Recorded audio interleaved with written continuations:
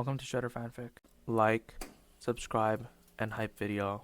Join members to gain early access to new videos. Main character, after dying, he gets reborn inside of DC. He soon realizes he has a system which lets him summon Marvel characters. The first character he summons is Iron Man, or more well known as Tony Stark. What is he gonna do inside of DC? DC, I can summon Marvel characters. Start with Iron Man. Chapter 31, The Bird Strikes Back. The warehouse felt lighter with Spider-Man there. It wasn't just that he was new or young, or even that his constant stream of chatter brought smiles out of Clint and eye rolls out of Tony. It was that he carried an energy the rest of us had nearly forgotten. For weeks we had been fighting Penguin's grip, dodging police raids, watching Gotham turn against us. Every victory felt bitter, every headline poisoned. But Peter Spider-Man laughed as he swung between rooftops. He cracked jokes in the middle of battles. He spoke to civilians like they mattered, like their safety was more than a counterweight in a political game. He reminded us what being heroes meant. And Penguin noticed. The first sign came that morning. Tony's scanners picked up chatter-encrypted signals bouncing between Cobblepot's channels. "Something's moving," Tony muttered, his eyes narrowing at the data streaming past. "Too much traffic for a simple smuggling run. He's planning something big." Natasha leaned over his shoulder, her arms crossed. "What kind of big?" Tony sighed. "The kind that usually ends with us on the front page, looking guilty for whatever mess he makes." Clint muttered, "So, business as usual." Steve frowned. "No specifics." Tony shook his head. "Just movement near the Narrows. Too many men, too fast." Spider-Man, perched on a beam above us, tilted his head. "So we go check it out, right? Stop whatever he's planning." Bruce's voice was low. "It might be a trap." I smiled warmly, my tone cheerful. "Then we'll spring it carefully. Together." Steve gave a short nod. "Let's move." The Narrows were darker than usual that night. Streetlights flickered weakly, half the bulbs broken, leaving alleys in deep shadow. Patrol cars didn't bother entering. The area was Penguin's turf, his men scattered across the rooftops and corners like watchful eyes. We moved quietly. Steve led, shield raised at his side. Natasha and Clint stuck to the shadows, slipping between fire escapes. Tony soared high, his repulsors muted to avoid drawing too much attention. Hulk lumbered near the rear, keeping his steps controlled. Spider-Man swung above, landing lightly on walls and lamp posts, his voice carrying softly over comms. "So, this is Gotham's Narrows. Wow. Smells like New Jersey, looks like a bad horror movie. 10 out of 10 would not recommend." Clint chuckled over comms. "Told you, I like him." Steve's voice was calm, focused. "Stay sharp. We don't know what we're walking into." Natasha's tone was clipped. "I see movement ahead. 3 blocks. Armed men." Spider-Man peered over the side of a building. "Yep, I see them too. And, oh wow, that's a lot more than 3 blocks." He wasn't wrong. Penguin's men were everywhere.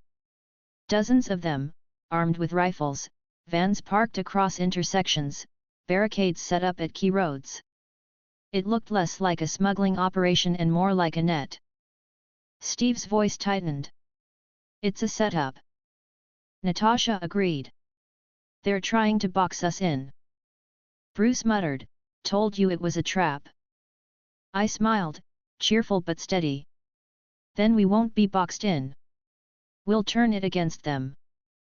But Penguin's real move wasn't the barricades.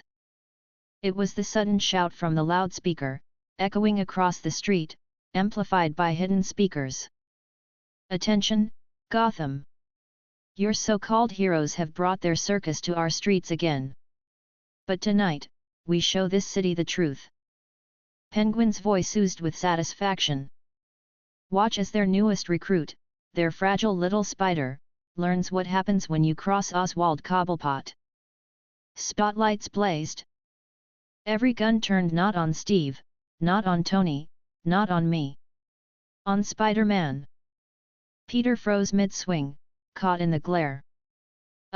Guys? Why are they all aiming at me?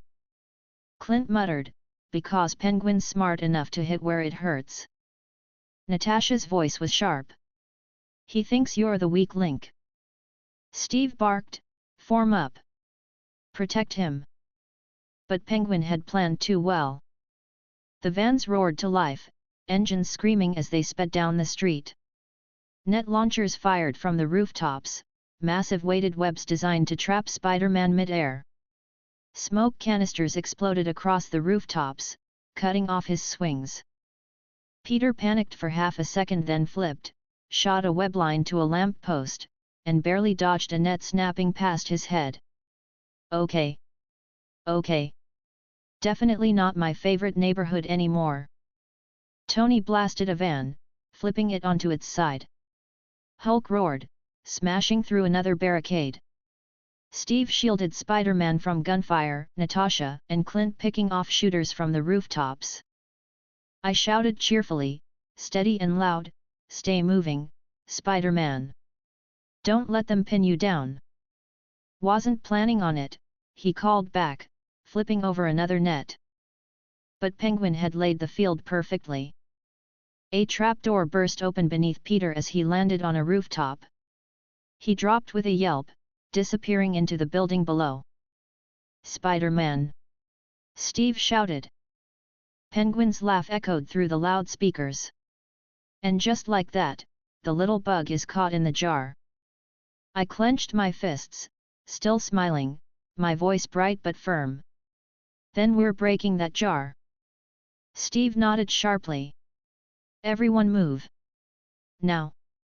Inside the building, Peter stumbled into a cage. The walls were electrified, humming with power. The floor was lined with damp metal plates. The entire room had been built for him, for agility, for webs, for everything Penguin expected. His voice crackled over comms, shaky but steady. Guys? I think I'm in a bug zapper. Clint muttered, knew it was a trap. Tony's voice was sharp. Hold tight, kid. We're coming. Penguin's voice echoed again, smug. Oh, don't worry. Your friends can try. But the city is watching. Cameras are rolling. And by the time this night ends, Gotham will see your precious Spider-Man fried like an insect.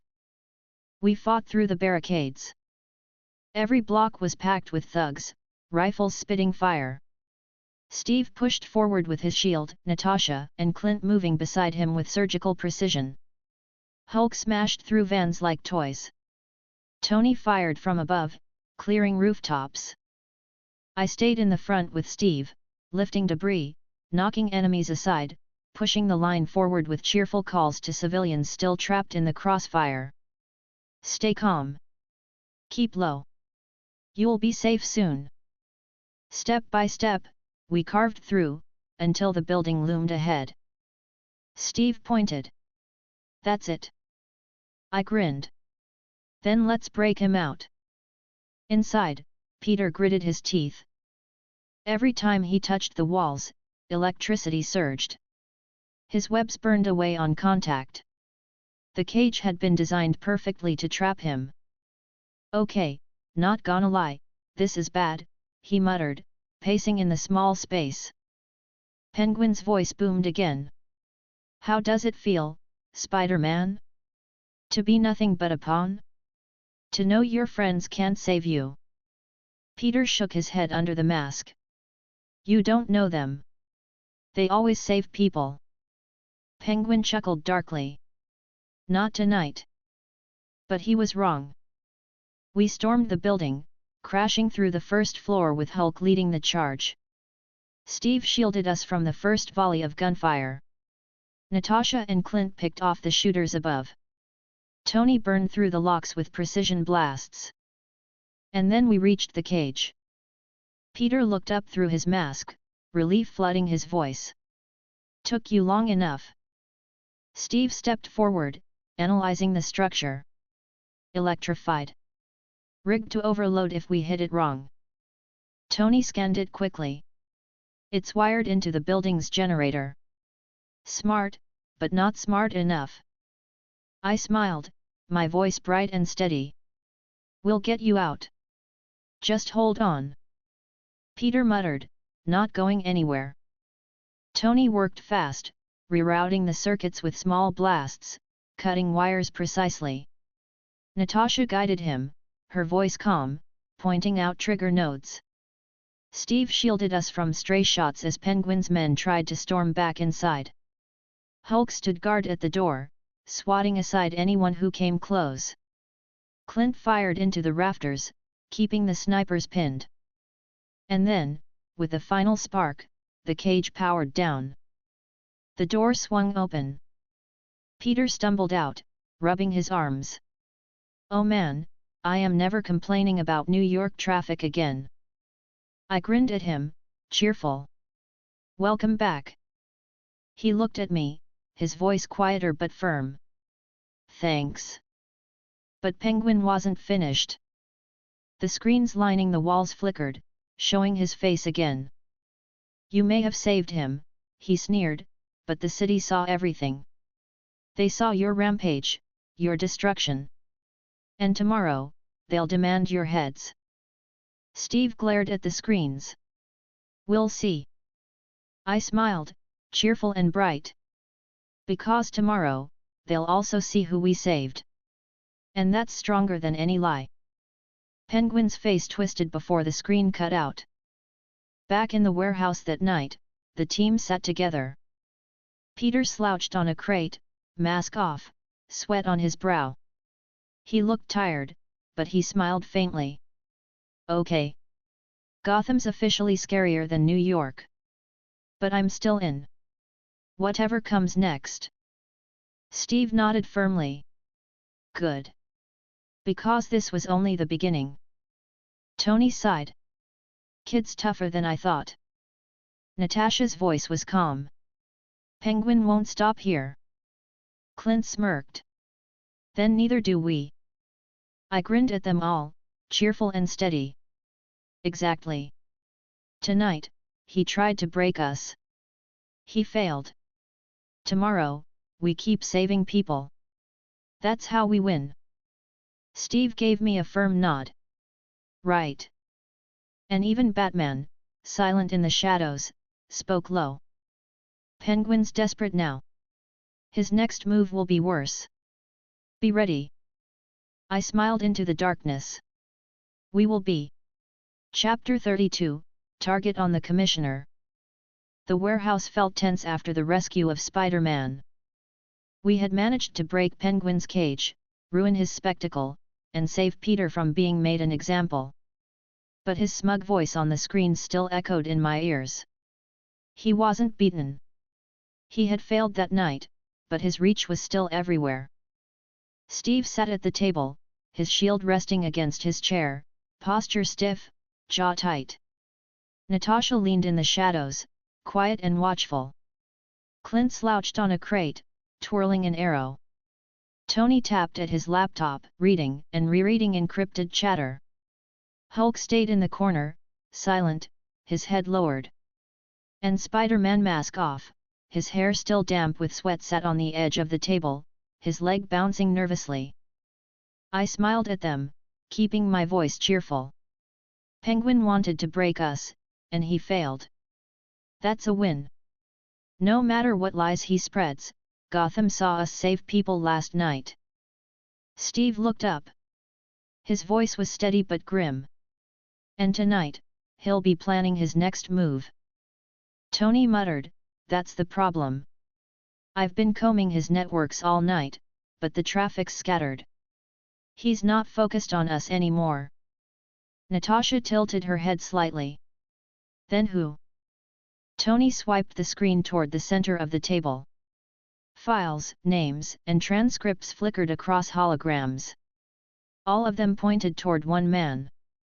Commissioner James Gordon. The room grew heavier. Steve's jaw clenched. Of course. Clint leaned forward, frowning. Makes sense. Gordon's the only one in authority still sticking his neck out for us. Take him off the board, and Penguin's got the city uncontested. Natasha's voice was calm but sharp.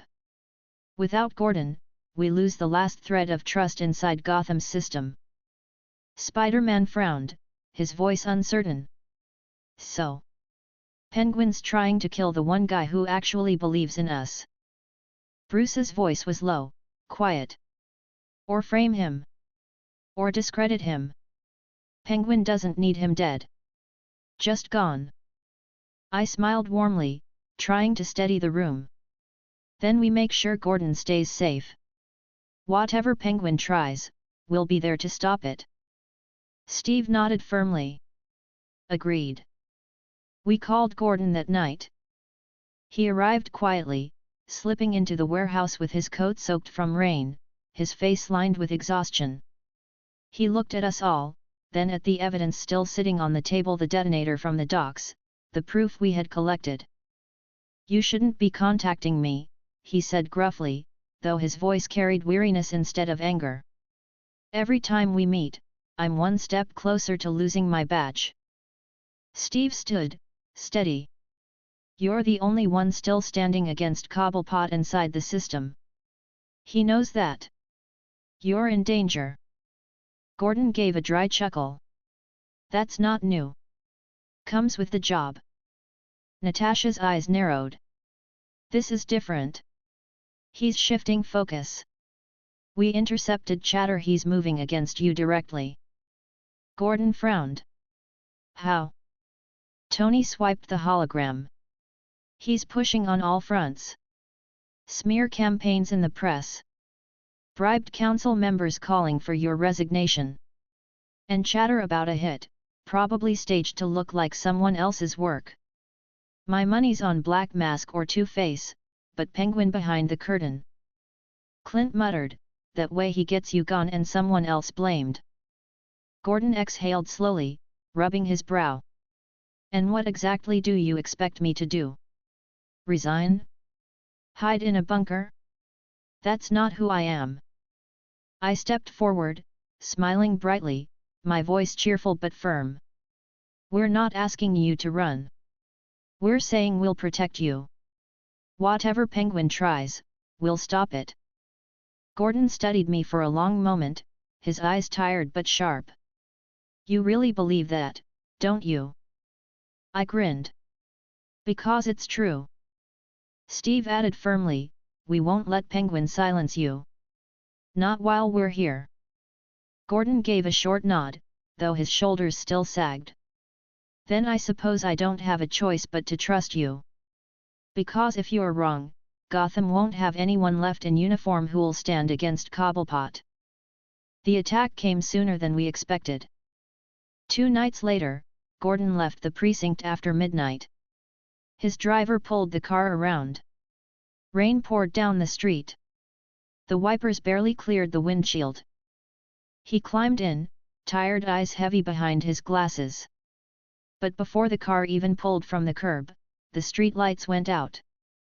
Engines roared. From both sides of the street, armored vans pulled in. Masked men with rifles poured out, surrounding the car. Muzzles flashed in the rain. Bullets shredded the windows. But the car was empty. Because we had known. Natasha dropped from a rooftop, disarming the first gunman in seconds. Clint fired from the shadows, pinning rifles to walls with precise shots. Steve slammed his shield against the hood of a van, knocking it onto its side. Hulk charged from an alley, flipping the second van into the air with a roar. Tony descended in a blaze of repulsors, scattering thugs like dominoes. And Spider-Man swung down, webbing rifles away, sticking attackers to lamp posts, cracking jokes even as bullets sparked around him. Man, Gotham really needs to rethink its welcome parties, he shouted mid-swing. I stepped forward into the street, smiling brightly, my voice loud and cheerful as I knocked two thugs off their feet. Stay calm, everyone. Gordon's safe. You're not winning tonight. Gordon stepped out from the shadows of an alley where Natasha had hidden him before the ambush, his expression stern but unshaken. Cobblepot, he muttered. Steve joined him. No doubt. Within minutes, the attackers were down, bound in webs and rope, unconscious or disarmed. But it wasn't the end. Tony's scanners beeped. He cursed under his breath. Damn it! This wasn't the main strike. Just a test run. Natasha's voice was sharp. Diversion. Clint frowned. Diversion for what? Steve's jaw tightened. We need to get Gordon out of open streets. Now. I smiled cheerfully, steady and confident. Then we move him somewhere safe, until we know what Penguin's planning.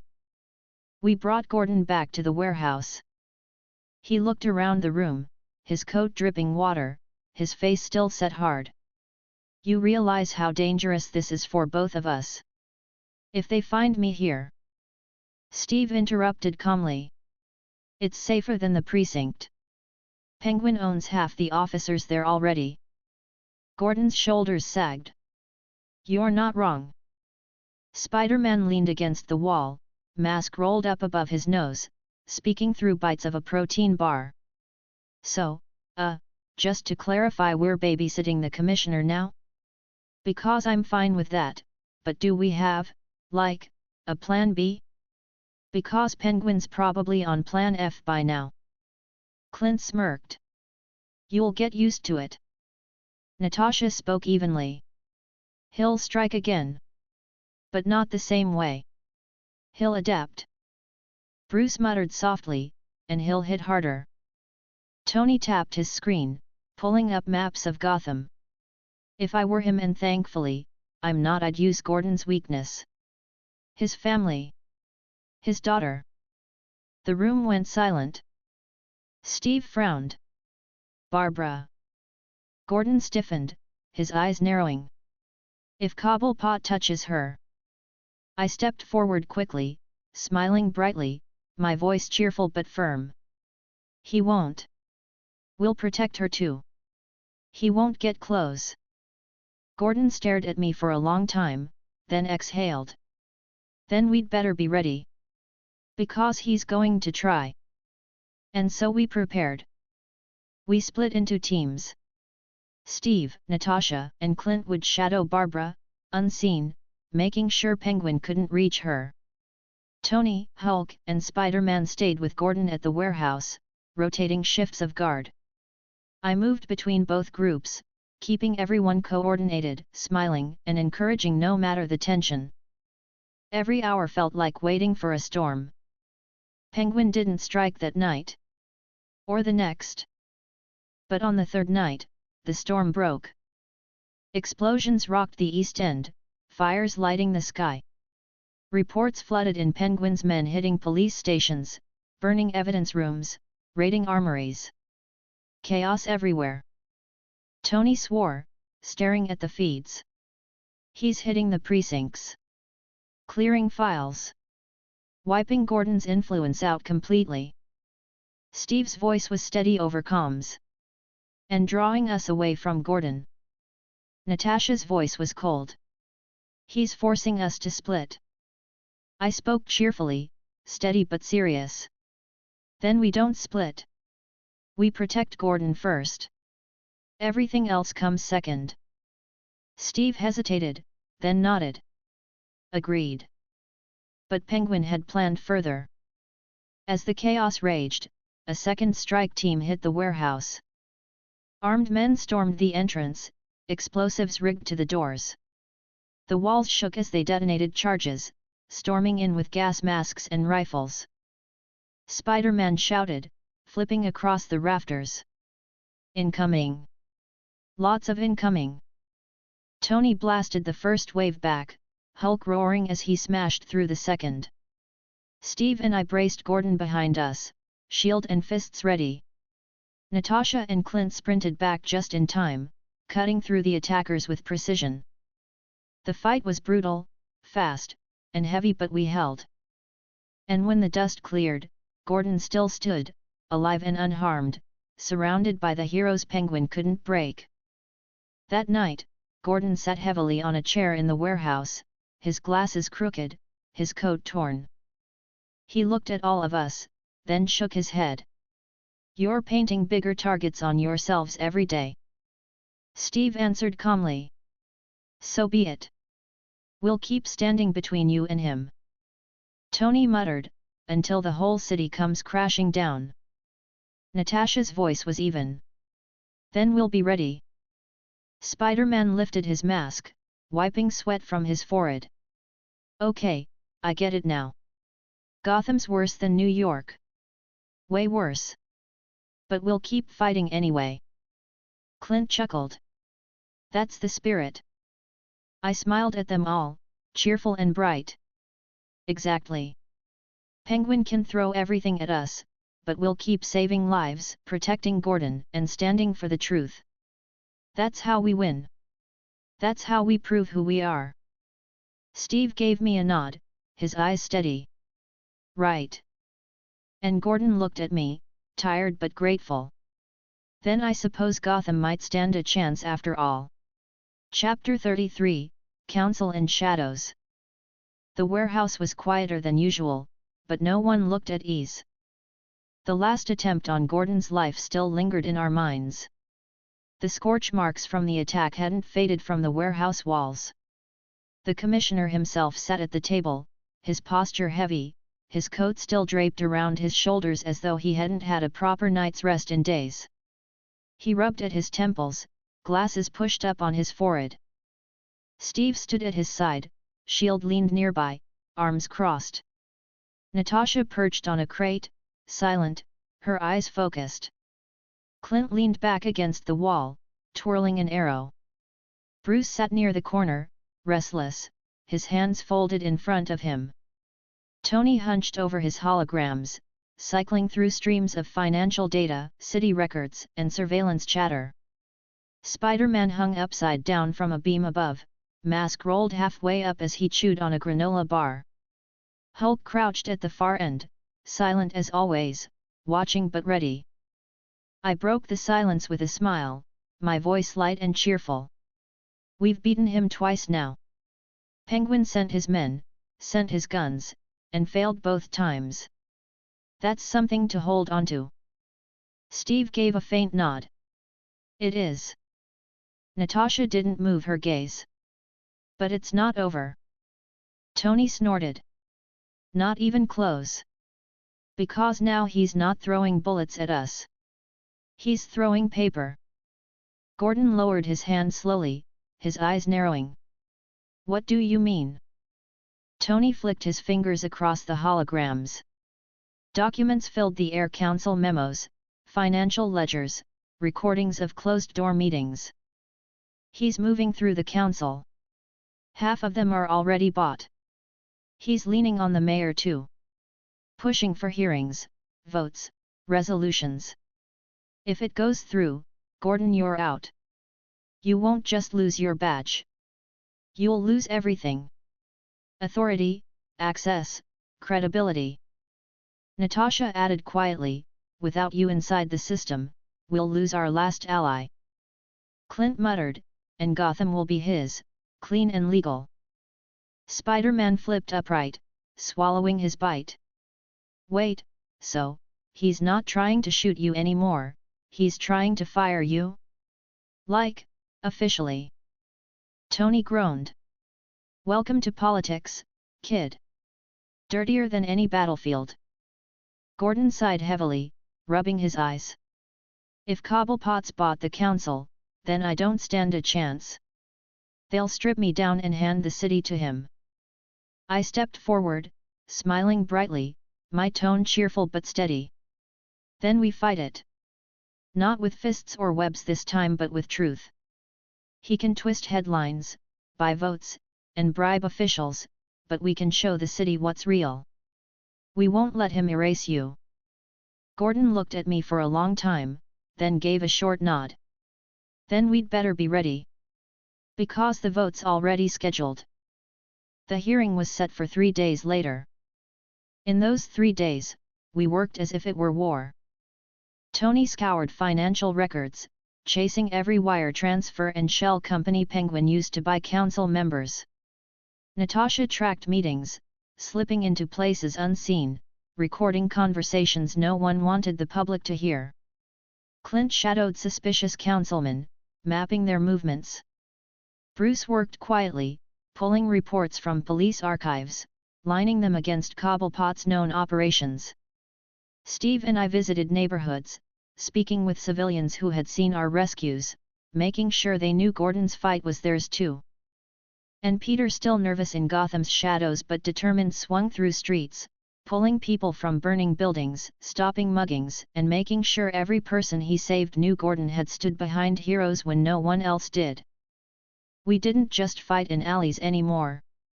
We fought in whispers, in files, in the hearts of the people. And Penguin fought back. The newspapers filled with articles branding Gordon a failure. Radio hosts parroted lines about his reckless cooperation with vigilantes.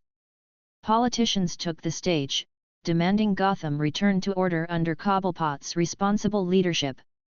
Every hour, the city tilted closer to him. But every hour, we pushed back. The night before the hearing, Gordon sat at the table with us, his face tired but resolute. He adjusted his glasses, looking around the room. "You've done more than I could have asked. But tomorrow isn't about guns or bombs. It's about words.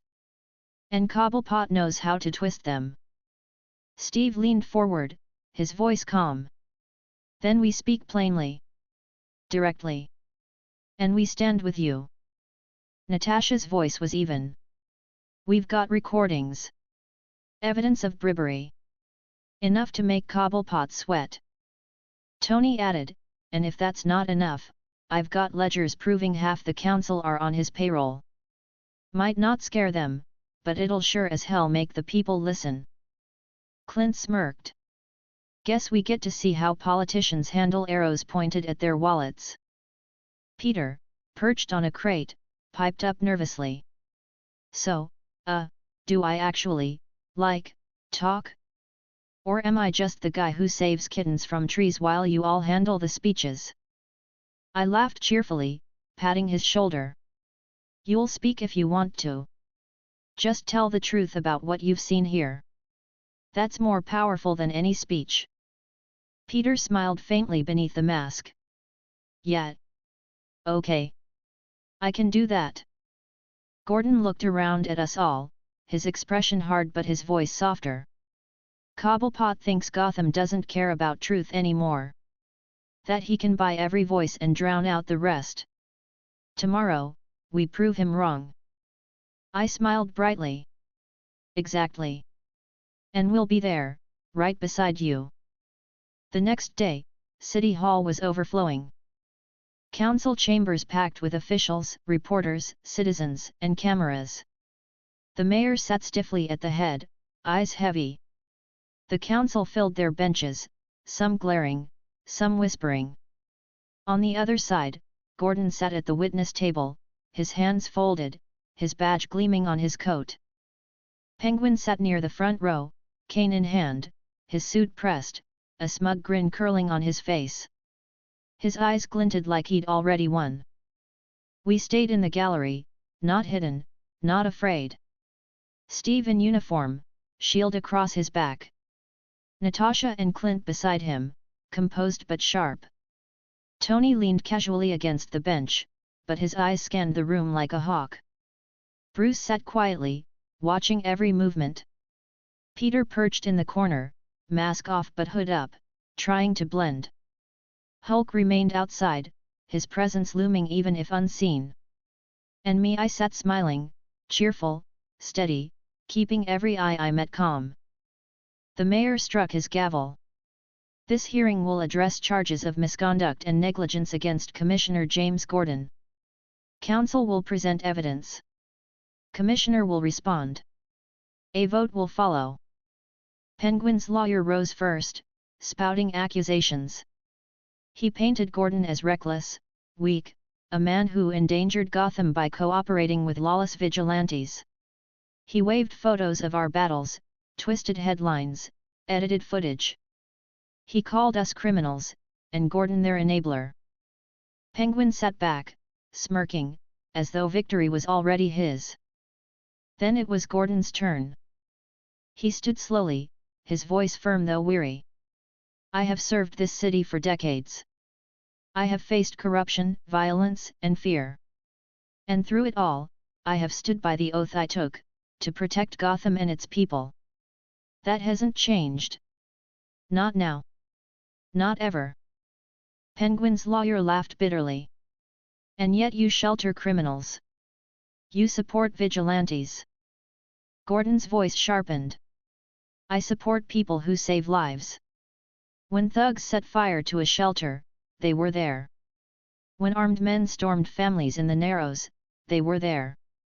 When Penguin himself staged a massacre at the docks, they stopped him from doing it again. That's not recklessness. That's courage. The room stirred. Reporters scribbled, cameras clicked. Penguin's smug grin faltered. And then Tony rose, speaking without being called. For the record, everything you just heard about Penguin staging that massacre? We've got the detonator. His design, his signature frequency. Proof. If anyone here actually cares about evidence, it's right here. Gasps rippled through the chamber. Natasha stood next, her voice precise. We also have recordings of Cobblepot bribing council members. Names, dates, amounts. All documented. Clint smirked. Guess Gotham's going to get a real show tonight. Penguin's face reddened, his grin gone, his cane tightening in his grip. The council erupted in argument, shouts bouncing across the chamber. Some demanded the evidence be dismissed, others demanded it be reviewed. The mayor struck his gavel, shouting for order. And then Peter, shaky but determined, rose. I'm Spider-Man, he said loudly. The room quieted. I know I'm new here. But I've seen what these people do. I've seen them save lives, risk themselves for strangers, every single night. Commissioner Gordon believed in them when no one else would. If you take him down, you're not just hurting him, you're hurting Gotham. The room stayed silent. Reporters scribbled furiously. I stood last, smiling brightly, my voice cheerful and loud. Penguin can buy votes, he can twist words, but he can't erase the truth. Commissioner Gordon is the reason Gotham still has hope inside its system. And we'll stand with him. No matter what. The council voted late into the night. When the results came, it was close. Too close. But Gordon kept his position by a single vote. Penguin stormed from the chamber, his cane striking the floor, his face twisted with rage. The city had seen him challenged. For the first time, his grip cracked. And Gordon remained commissioner. That night, back in the warehouse, Gordon sat among us, his voice low but steady. You saved more than me today. You saved Gotham from being handed to him. Thank you. Steve nodded firmly. We'll keep standing by you. Natasha's eyes narrowed. Penguin won't stop. He'll strike back harder. Clint smirked. Let him try. Peter grinned faintly. Yet. We'll be ready. I smiled brightly, cheerful and steady. Exactly. He threw everything at us: bullets, lies, politics. And still, we stood. That's what we'll keep doing. Together. Steve gave me a small, firm nod. Right. And in the shadows, Batman's voice came. Cobblepot's not finished. But tonight, you showed Gotham he can be beaten. Don't waste it. I smiled toward the darkness. We won't. Chapter 34, War in the Streets. The warehouse was quiet, but no one mistook it for calm. Gordon sat at the table, his posture upright though the lines on his face seemed deeper than usual. The council had voted narrowly in his favor, keeping him in office by a single margin. It was a victory, but not the kind that brought celebration. It was fragile, precarious, and every person in the room knew Penguin would not let it stand. Steve stood near Gordon's side, his shield leaned against the wall. Natasha perched nearby, her arms crossed, expression steady but sharp. Clint stretched an arm idly, twirling an arrow between his fingers, but his eyes betrayed watchfulness. Bruce sat in the far corner, silent, his hands folded and his thoughts elsewhere. Tony tapped at his holographic screens, scanning chatter across Gotham's channels. Spider-Man crouched high in the rafters, mask rolled up as he gnawed distractedly at an energy bar. Hulk crouched silently at the far end, looming but patient. I stepped forward, smiling warmly, my voice cheerful but steady. We've won one fight. Gordon is still commissioner. Penguin tried to use politics, but it didn't work. That matters. Steve gave a short nod. It does. Natasha's voice was quiet, but even. But he'll strike back harder. The kind of retaliation that leaves bodies in the streets. Tony muttered, not looking up from his work. Already ahead of you. Chatter's picking up across every channel. Penguin's calling in favors. Gangs, smugglers, the whole underground network. He's done hiding behind lawyers and councilmen. He wants blood. Clint frowned. So, an open war. Tony nodded grimly. In all but name. Spider-Man groaned. Oh great. And here I thought midterms back home were stressful. Bruce's voice was low, almost detached. He won't stop until Gotham's drowning in violence. He can't risk losing control of the streets. Gordon finally spoke, his voice heavy. If he can't cut me out through the system, he'll burn the city around me. And around you. I smiled, bright and reassuring. Then we'll stop him. If Penguin wants to unleash chaos, we'll meet it head-on. And we'll keep saving people while we do it. Steve met my eyes, steady. Then we'll need a plan. Tony pulled up maps of Gotham on the hologram, the streets glowing with red markers. Cobblepot's got his men moving here, here, and here, he said, pointing at the Narrows, East End, and the old docks. He's not just picking one target. He's flooding the city with violence. Arsons, shootouts, bomb threats. He's trying to stretch us too thin. Natasha studied the map. Classic destabilization. Keep us chasing fires until we break. Clint added, and if we split too far, he gets to pick us off. Steve's voice was firm. So we don't split too far. We group into strike teams. Prioritize civilians first. Keep Gordon shielded at all times. Spider-Man tilted his head. So, half of us play defense, half of us run around putting out Penguin's little bonfires. Tony muttered, pretty much. I smiled, cheerful and confident. Then that's what we'll do. No matter how many fires he sets, we'll put them out together. He won't break us. The first strike came within the hour. Reports blared through police scanners, explosions at the Narrows, armed gangs moving through the streets, buildings set alight. Civilians were trapped inside as smoke poured upward. Move, Steve ordered, shield snapping into place. We split quickly.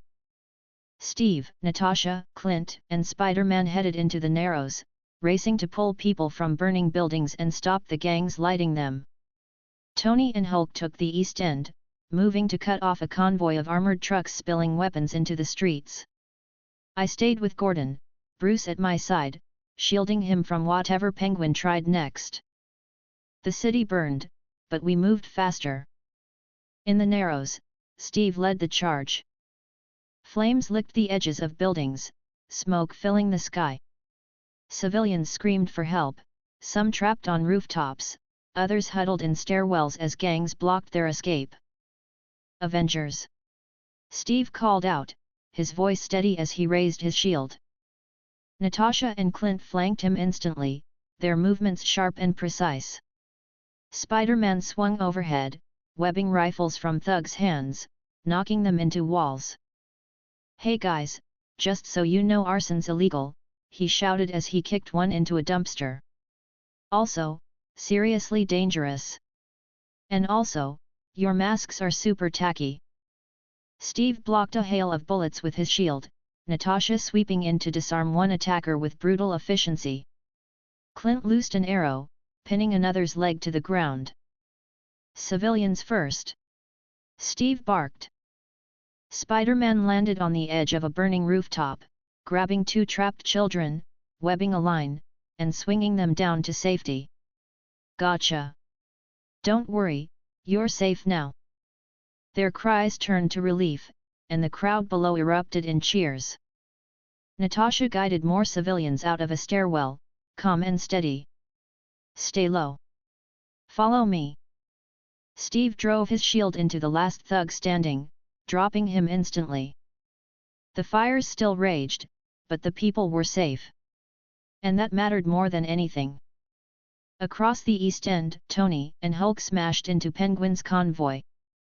Armored trucks thundered down the streets, loaded with crates of weapons. Dozens of men rode atop them, firing wildly. Tony swooped down in a burst of repulsors, blasting the lead truck, flipping it onto its side. "Delivery cancelled, boys." Gunfire cracked at him, but his suit deflected the rounds. Hulk barreled into the second truck, his massive fists tearing through steel. He ripped the doors off, tossing the weapons crates into the river with a roar. Men scattered, some firing, others fleeing, but none stood long against the pair. Tony muttered over comms, "Remind me to never underestimate Hulk in urban combat." Hulk grunted, tossing a truck into a wall. Hulk smash! And just like that, the convoy was nothing but wreckage. At the warehouse, I stayed with Gordon. Bruce worked quietly at a terminal, monitoring police frequencies and chatter. Gordon paced slowly, tension weighing heavy on his shoulders. "They're tearing the city apart," he muttered. "Every block they hit, more people will turn against you. Penguin's counting on it." I smiled warmly, my voice bright and reassuring. "And every block we save, more people will see the truth. That's what matters." Bruce glanced up briefly, his voice low. "He's not wrong. The city's on a knife's edge. If Penguin keeps escalating, there won't be a Gotham left to save." I placed a hand firmly on Gordon's shoulder, my smile steady. "Then we'll hold the line. As many times as it takes." Hours stretched into the night. Every corner of Gotham burned, and at every corner, we pushed back. Civilians were pulled from flames. Convoys destroyed. Gangs disarmed. Lives saved. But Penguin wasn't finished. At dawn, as smoke still curled over the city, the call came through comms. Natasha's voice, sharp but urgent. "He's moving on Gordon directly. We intercepted orders, teams are coming your way. Dozens. Maybe more." Gordon stiffened.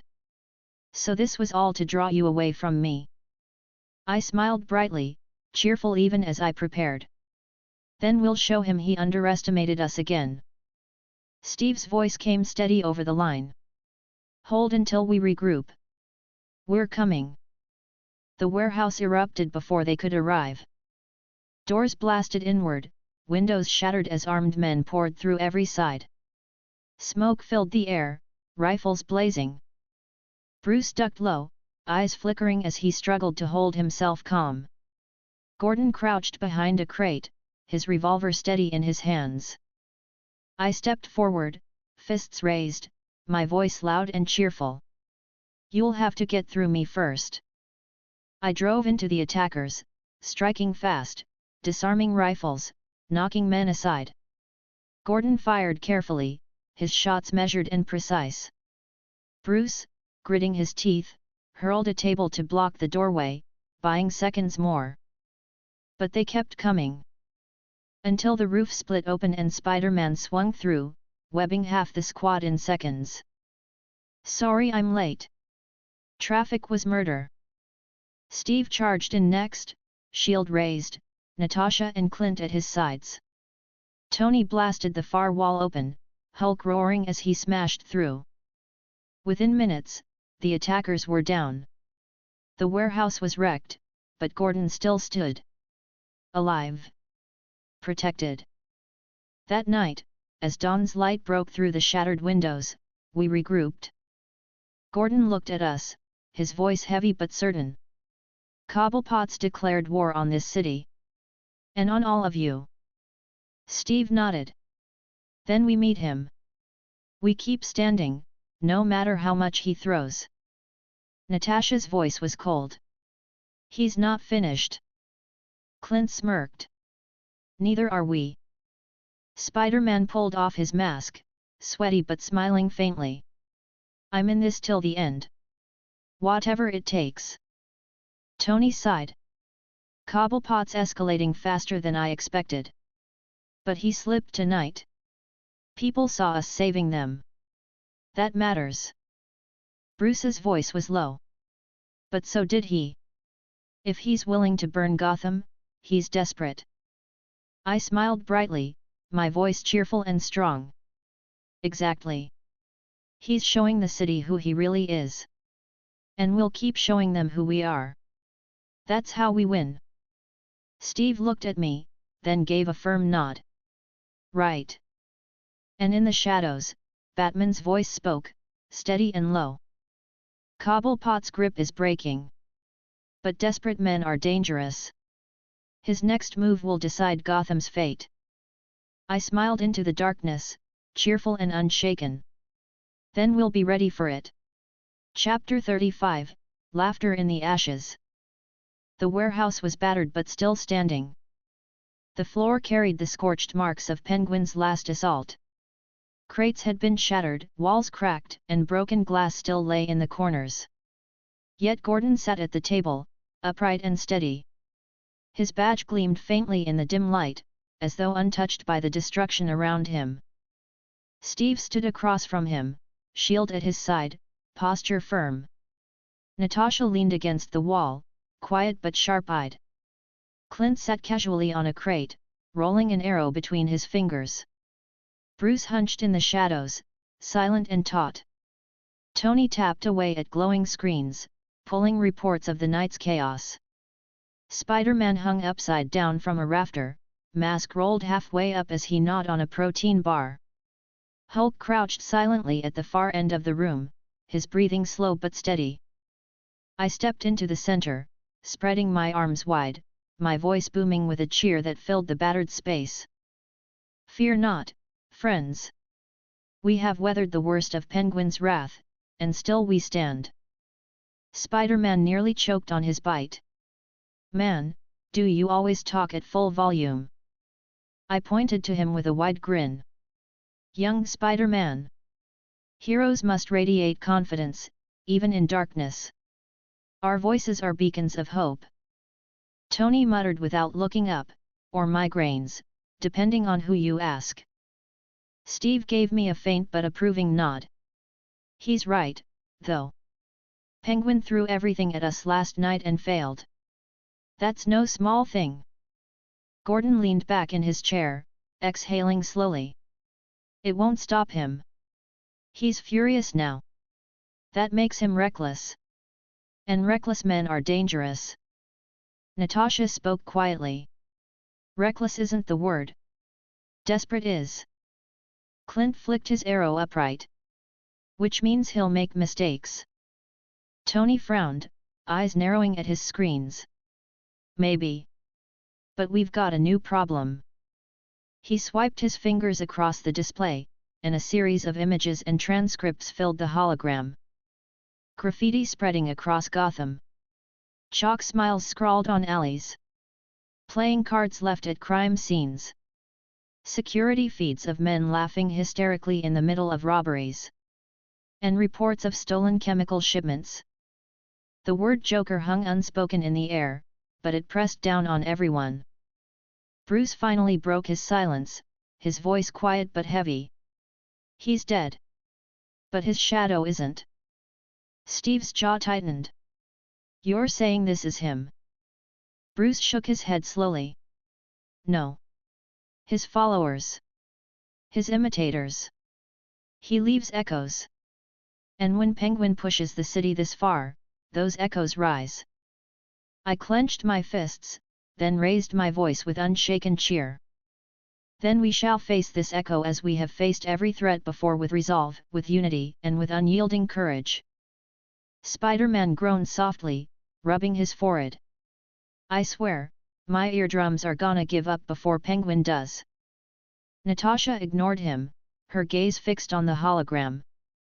If Joker's people are resurfacing, Penguin's war just got more complicated. Tony muttered, complicated's an understatement. Penguin thrives on control. Joker's chaos is the one thing he can't manage. If these maniacs start lighting fires in the middle of his war, the city's going to collapse completely.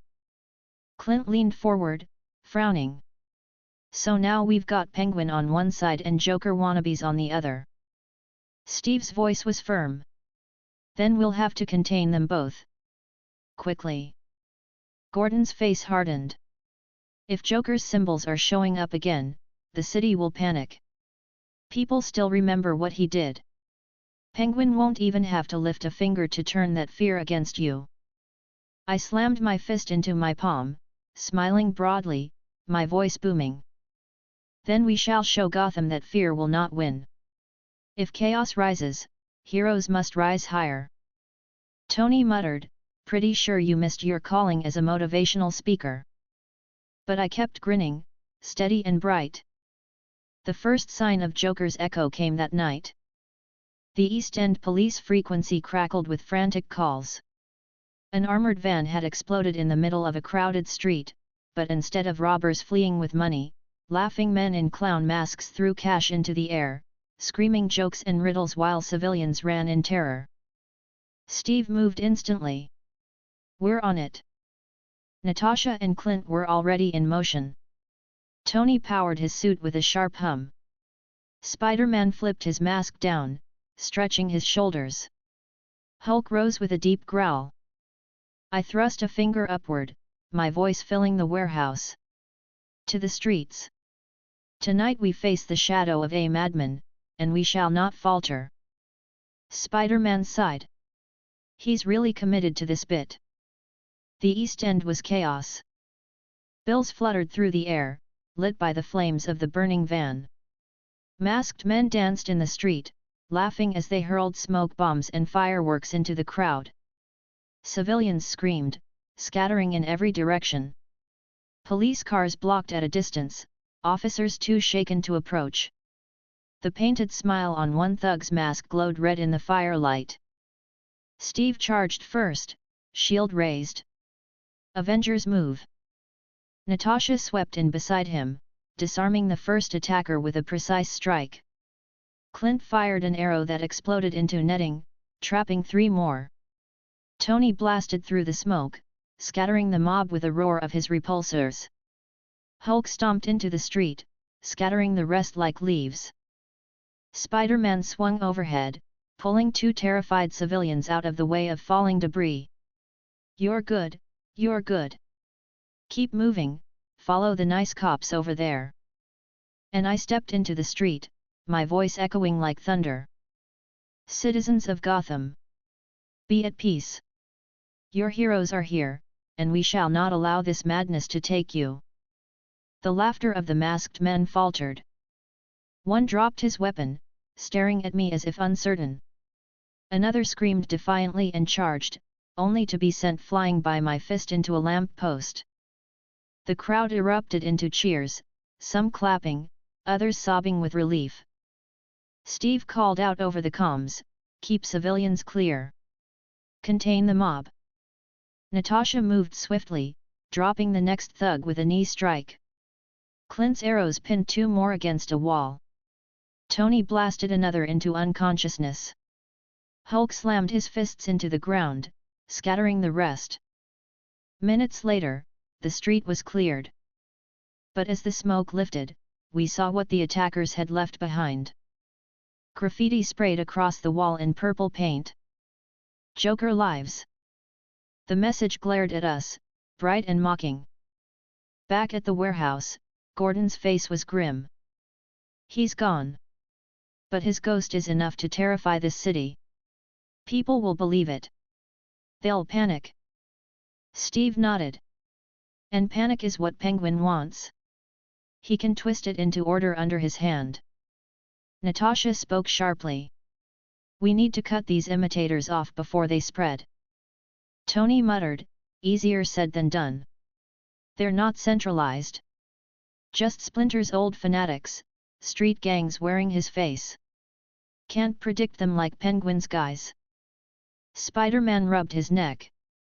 So it's like fighting a bunch of chaos-loving cosplayers. Great. I straightened, my voice booming, steady, and bright. Then we meet chaos with courage. Penguin's armies can be predicted, but the city needs to see that no mask, no symbol, no echo of evil can shake heroes from their duty. Steve looked at me, and for the faintest moment, I saw the corner of his mouth twitch into a smile. Then we'll give them that. The next few nights bled together in fire and struggle. Joker's imitators appeared everywhere. Small groups torching police stations. Masked thugs robbing stores and leaving playing cards behind.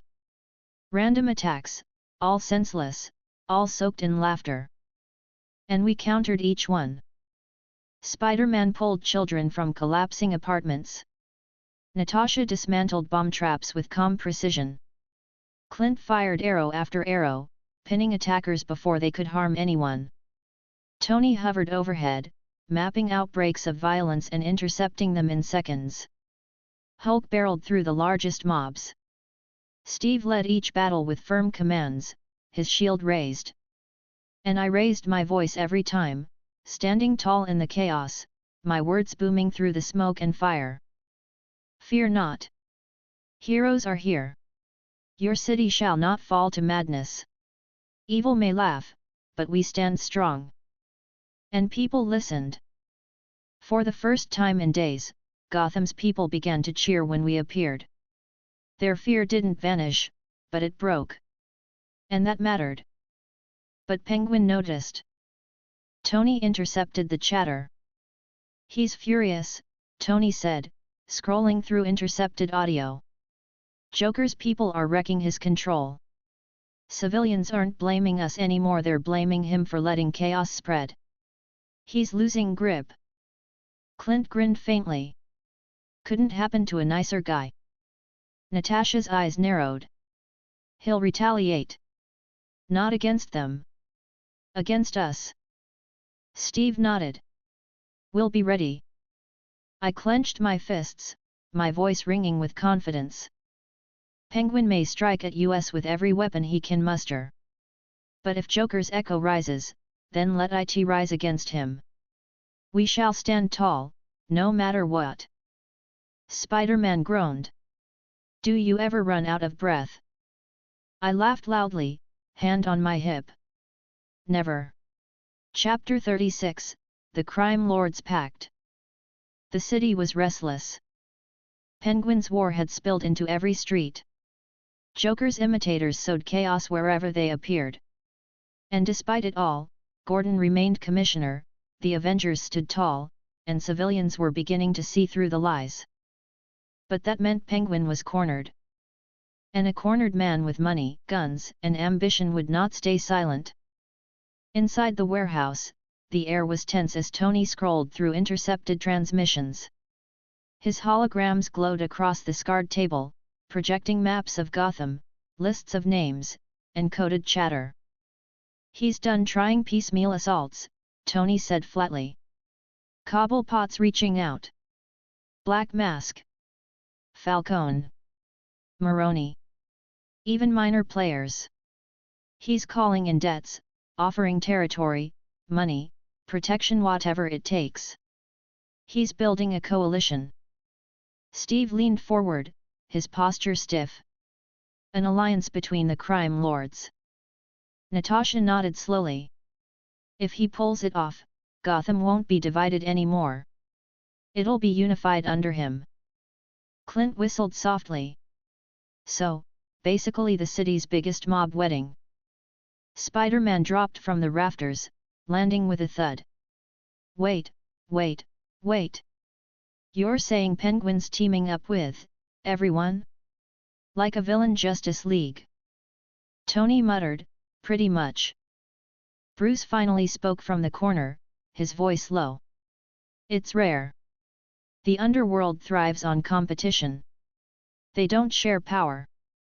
But if Penguin convinces them Gordon and the Avengers are the bigger threat, they'll follow him. Gordon sighed heavily, adjusting his glasses. And if they unite, I won't be able to hold the department together. Half my officers already answer to them. The rest won't stand a chance. I stepped forward, my voice booming with cheerful resolve. Then let them gather. If Gotham's underworld wishes to rise as one, we shall stand together as heroes. Courage is stronger than coalitions of crime. Spider-Man groaned. I'm still not used to the volume. But Steve smiled faintly, nodding at me. He's right. If Penguin wants to gather Gotham's criminals, then we stop them together. Tony swiped the holograms again, bringing up a new set of data. Locations not confirmed yet, but chatter points to the docks. He's calling a meeting. Could be tonight. Could be tomorrow. Either way, we can't just let it happen. Natasha's voice was even. If all of Gotham's bosses are in one room, it's our only shot to break the alliance before it forms. Clint smirked. Crash the party. My kind of plan. Steve was steady. But not recklessly. If we strike too hard, we'll drive them together faster. If we strike too soft, they'll ignore us. We need to show them Penguin is weak. Gordon frowned. And how exactly do you plan on doing that? He's got half the city in his pocket. I raised my hand, smiling broadly. By showing the truth. Criminals follow strength. If we show Cobblepot's is a lie, his alliance will crack before it begins. Tony muttered, and preferably not by yelling at them. Steve looked around the room, his eyes firm. Then we move. Tonight. The docks were quiet, but only on the surface. Rows of shipping containers loomed in the mist. Shadows moved between them, armed men keeping watch. Black cars lined the pier, each one carrying lieutenants and crime bosses from every corner of Gotham. Penguin stood at the center, cane in hand, his voice carrying through the cold air. Gentlemen, ladies, we all know why we're here. Gotham is in chaos. The Commissioner is still breathing. And these so-called Avengers steal the headlines while we bleed. I offer you unity. Follow me, and this city will bow again. Murmurs rippled through the gathered mobsters. Some nodded, others folded their arms in doubt. And that was when the shadows stirred. Steve stepped forward first, shield on his arm. Natasha and Clint flanked him, silent but sharp. Tony descended in a hum of repulsors, landing with sparks of light. Spider-Man swung onto a crane, mask glinting. Hulk emerged from the mist, his massive frame casting a shadow over the pier. And I stepped out last, spreading my arms wide, my voice booming. Citizens of Gotham's underworld. Hear me. Penguin promises unity, but he brings only ruin. You seek power, yet you follow a man who has failed again and again. The entire dock froze. Penguin's face turned red. You. I pointed at him, grinning broadly, my voice unshaken. You promised to break Gordon, yet he stands. You promised to destroy us, yet we remain. You promise order, yet the city burns with Joker's shadow. The murmurs turned louder, sharper. Eyes shifted from Penguin to one another. Doubt spread like cracks in stone. Penguin slammed his cane on the ground. They're liars. Criminals dressed as saviors. Steve stepped forward, his voice calm but strong. Look at the evidence yourselves. Who stopped the fires? Who pulled civilians from burning homes? Who's actually protecting this city while Penguin lines his pockets? Tony added, and for the record, I've got files on all of you. If you're dumb enough to sign up under him, I'll dump every one of your secrets on the evening news. Clint smirked. So maybe think twice. Natasha's eyes were sharp. Penguin can't control Joker's imitators. He can't even control his own men. Follow him, and you'll go down with him. Spider-Man swung down from the crane, landing lightly in front of the crowd. Yeah, look, I'm new here, but I've seen how you guys work. Penguin talks big, but he's failed every single time. Do you really want to bet your lives on him? The mobsters hesitated. Murmurs turned into arguments. Some glared at Penguin, others muttered to each other. Penguin's grip tightened on his cane. Enough! They're dividing us. Kill them! And the docks erupted. Gunfire blazed. Men drew knives, bats, chains. Engines roared as cars screeched to life. Steve raised his shield. Avengers defend! Natasha swept forward, disarming the first attacker with precision.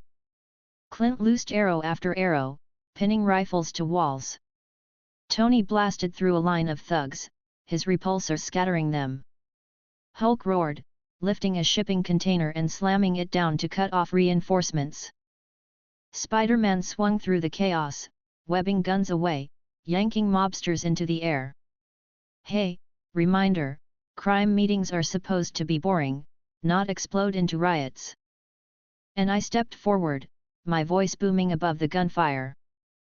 Penguin, your dream of power ends here. Your alliance crumbles because it is built on fear. And fear shall always fall before heroism. I struck into the fray, fists driving attackers aside, lifting one man by his collar and tossing him safely into a stack of crates. Around me, mobsters faltered. Their unity broke before it began. Some fled into the mist. Others turned their fury on each other. Shouts of betrayal echoed louder than the gunfire. Penguin screamed, his face twisted. Cowards! Traitors!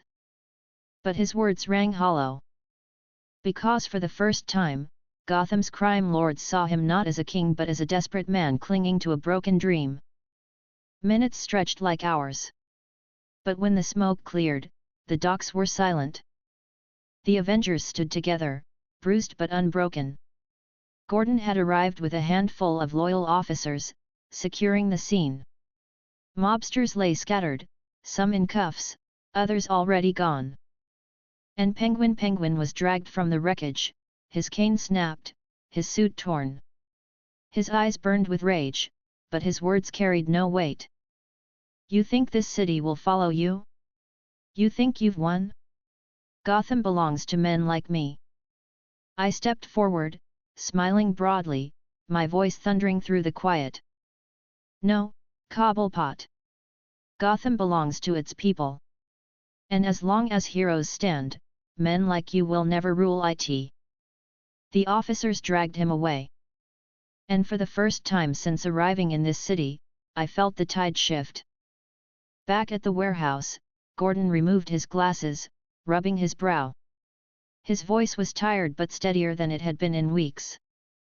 You didn't just stop him tonight. You broke the alliance before it formed.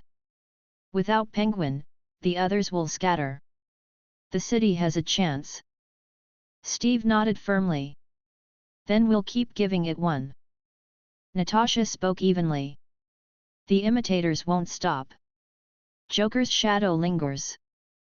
Clint smirked faintly. But hey, one nightmare at a time. Spider-Man grinned under his mask. So, that's a win, right? Like, officially. Tony muttered, for now. Bruce's voice was low. But Gotham never stays quiet for long. I raised my fist high, smiling bright, my voice booming with cheer. Then we shall remain ready. For every criminal, every echo, every shadow heroes will be here. And as long as we stand, Gotham shall never fall. Steve looked at me, his expression calm but resolute. Then we stand together. And every Avenger nodded in turn. Chapter 37, the games begin. The city hadn't rested since the docks. Penguin's downfall had shattered the fragile balance of Gotham's underworld. Black Mask and Maroni retreated to lick their wounds. Falcone tightened his grip on what little territory he had left. The smaller gangs fractured, some scattering, others fighting over scraps. But in that chaos, another voice filled the vacuum. Not Penguin's. Not Falcone's. It was laughter. Laughter painted across walls in green and purple spray paint. Laughter scrawled on notes left at crime scenes. Laughter that echoed in alleys when masked men staged robberies, not for money, but for spectacle. It was Joker's laughter. Even if the man himself was gone, his shadow lingered. And his imitators, fueled by fear, thrill, and madness, were making their mark. Inside the warehouse, Gordon stood with his coat drawn tight, a stack of police reports in his hands. He set them down heavily on the table, his voice rough. 3 kidnappings in the last 24 hours. A bank robbery where the robbers burned the cash instead of stealing it. A school bus hijacked and abandoned in the middle of a bridge, every window covered in painted smiles. And in every scene cards, graffiti, or masks. They're not hiding who they're imitating. Steve leaned over the files, his jaw tight. They're trying to turn the whole city into a stage.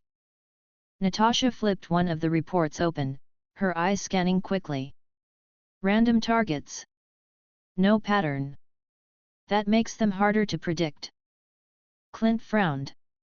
Which means they'll keep us running in circles until we're too tired to stop the next one. Tony crossed his arms, his tone sharp. And that's exactly what Penguin warned about. Joker's chaos doesn't play by rules. You can't negotiate with it. You can't even anticipate it. Spider-Man perched on a crate, his voice nervous. So, they're just doing stuff to mess with us? Like, no goal, no payout, just chaos. Bruce's voice was low from the corner. That was always Joker's goal. Chaos for its own sake. These imitators can't match his mind, but they can match his madness. Gordon rubbed his forehead, sighing. And the city's terrified. People hear his name, see his mask, and they don't care if it's an imitator. To them, Joker's alive again. I slammed my fist into my palm, my voice booming with cheerful certainty. Then we must show them he is not. We shall unmask these imitators, end their games, and prove to Gotham that laughter alone cannot break heroes. Spider-Man tilted his head at me. Do you ever, not shout? I laughed heartily, hand on my hip. Never, young Spider-Man. A hero's voice must be heard across the darkest streets. Steve gave me a faint nod of approval, though his tone remained serious. He's right about one thing. If Gotham's going to recover from Penguin, it can't fall under Joker's shadow. We need to stop this before it grows.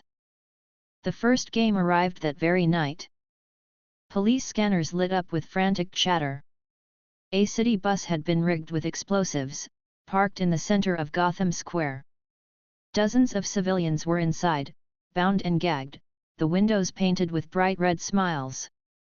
And a recording device blasted a looping message across the square. Ladies and gentlemen of Gotham, welcome to the show. Guess the code, save the crowd. Guess wrong, and boom. Joker lives. Steve's jaw tightened as he listened to the message on the comms. We move now. Natasha loaded her weapons silently. Clint slung his bow across his shoulder. Tony's faceplate closed with a sharp click. Hulk rumbled low, fists tightening. Spider-Man flipped his mask down, bouncing on his heels. Okay, hostages, bombs, creepy laughter. Totally not stressful at all. I raised my arm high, my voice echoing through the warehouse. To the square, heroes. Tonight we face the clown's shadow, and tonight we shall dispel it. The square was chaos. Police barricades circled the block, officers shouting to hold back terrified crowds. The bus sat in the center, its windows glowing faintly with the painted smiles. Inside, civilians banged against the glass, muffled cries barely audible. The recording looped endlessly, mocking, taunting. Steve strode forward, shield in hand. Avengers positions. Natasha moved instantly to the bus, her eyes scanning the wires running beneath it.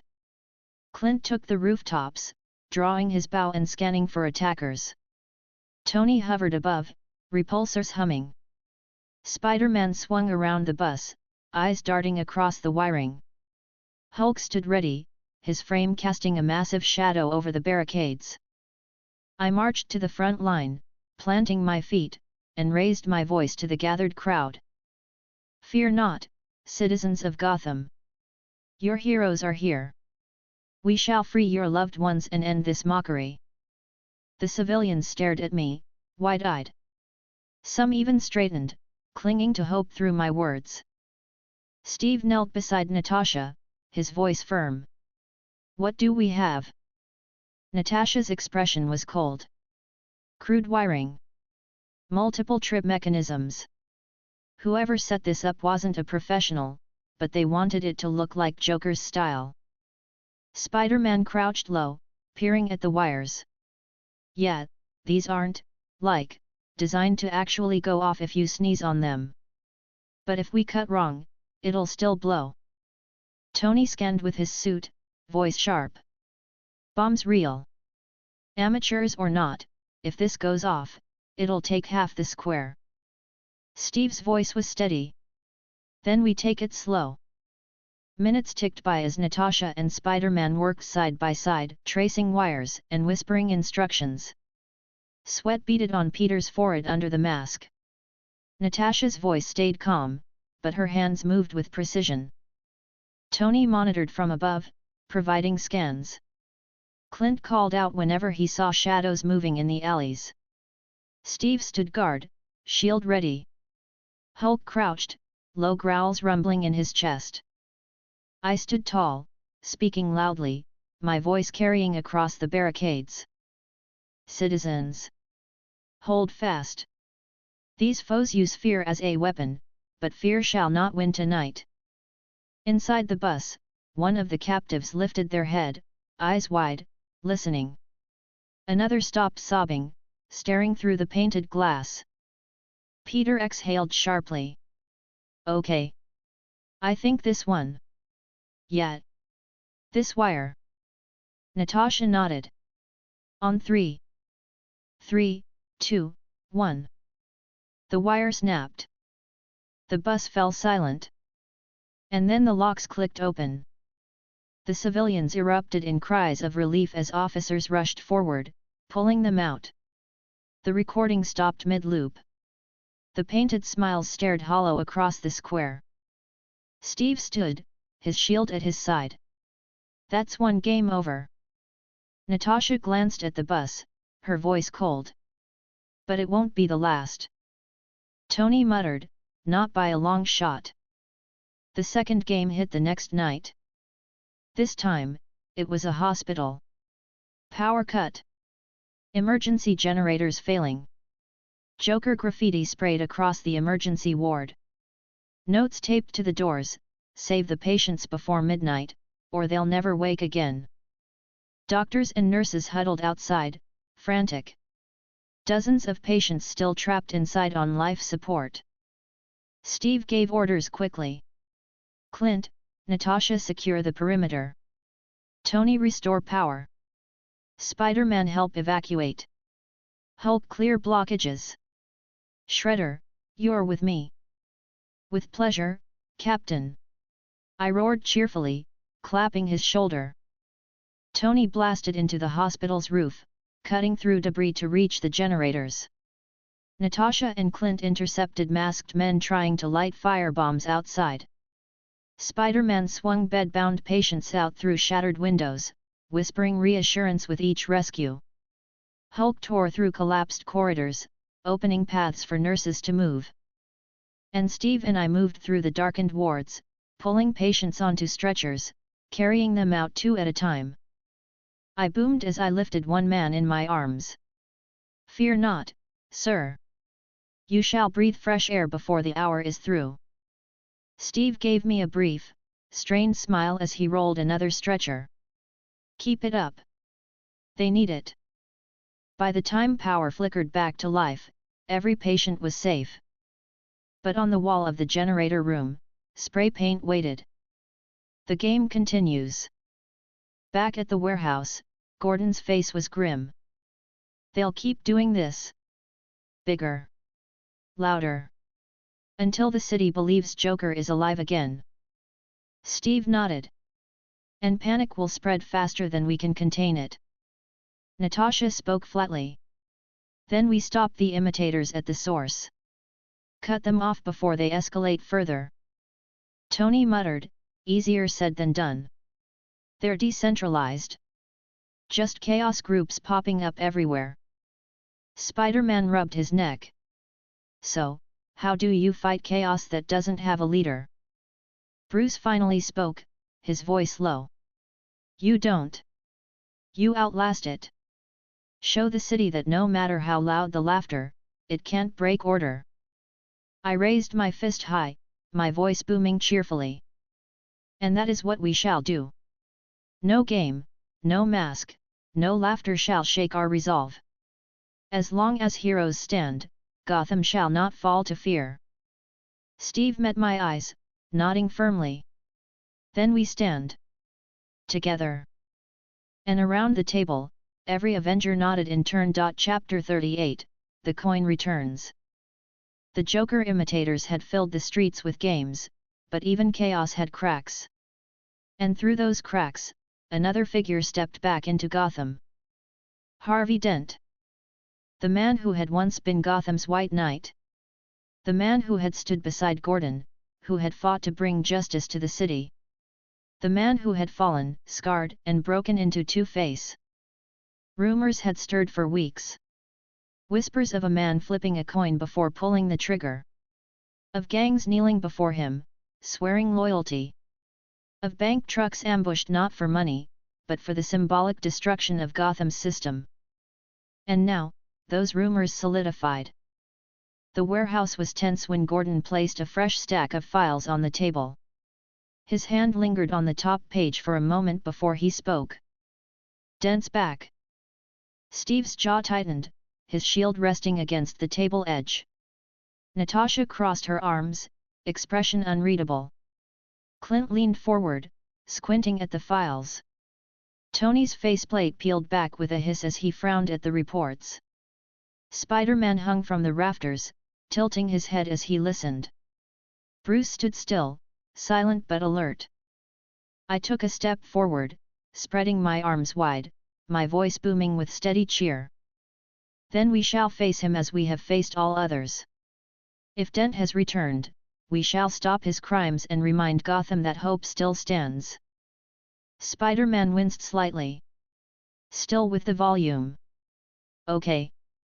But Gordon's voice stayed grim. It's not that simple. Harvey was a hero once. People still remember that. Some of my officers looked up to him. They may hesitate if he's the one they're facing. Natasha's tone was flat. Hesitation is dangerous. He won't hesitate. Clint flipped through one of the reports, his eyebrows lifting. Looks like he's already got a following. Gangs calling themselves his judges. Carrying coins. Letting chance decide who lives and who dies. Tony muttered, cute branding. Not exactly subtle. Bruce finally spoke, his voice low. He's methodical. He won't move like Joker's imitators. His actions will have patterns. Targets that matter to him. That makes him dangerous in a different way. Steve leaned forward, voice steady. Which means we need to understand his pattern before he escalates. I clenched my fists, my voice loud and certain. And we shall. Whatever crime he attempts, we shall stand against it together. For no coin can decide the fate of Gotham while heroes still stand. Gordon exhaled slowly, nodding faintly. Then let's hope you're right. The first strike came quickly. A courthouse. The very place where Harvey Dent had once stood tall as Gotham's district attorney. The place where he had prosecuted mob bosses, where he had given speeches about justice, where he had promised the people of Gotham that the law could prevail. Now, the courthouse doors were locked with chains. Fires burned in trash bins at its steps.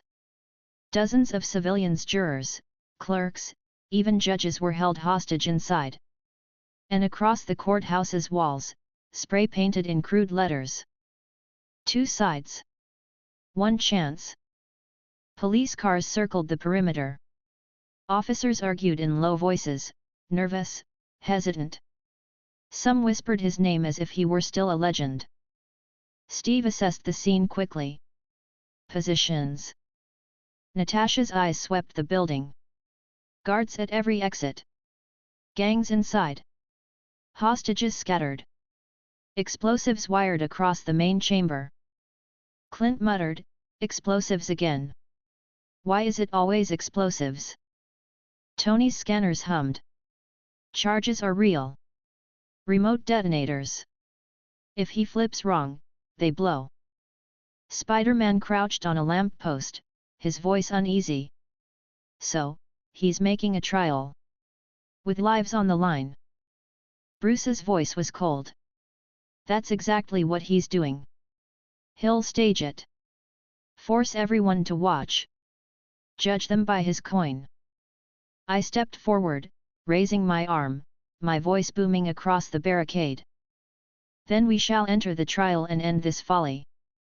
For no man's coin shall determine justice while heroes yet breathe. Steve looked at me, then gave a single firm nod. Avengers move. The courthouse doors crashed open as we stormed inside. Shouts erupted from Dent's men.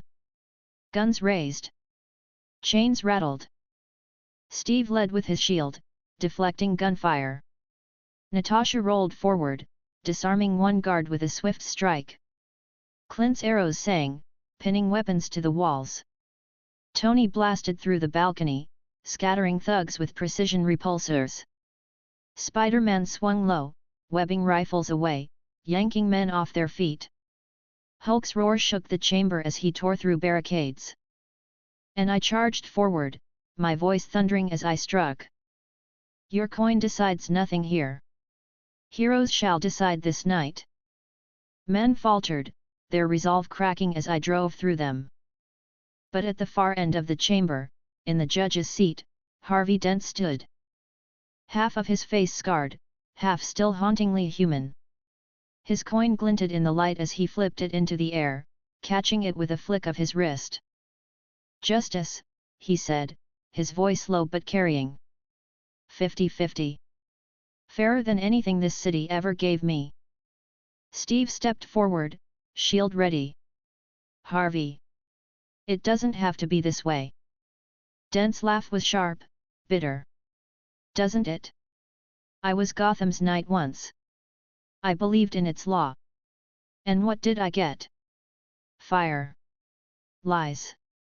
Half a face. Natasha's voice was cold. So you burn courthouses and call it justice? Dent sneered. Better than pretending the law isn't just another coin toss. He flipped his coin again, catching it with precision. Tonight, he said, we put Gotham on trial. The hostages sat bound in the jury box. Their eyes wide, their breathing shallow. Around them, explosives were wired to the benches. Dent raised his coin. Heads they live. Tails they die. Gasps filled the chamber.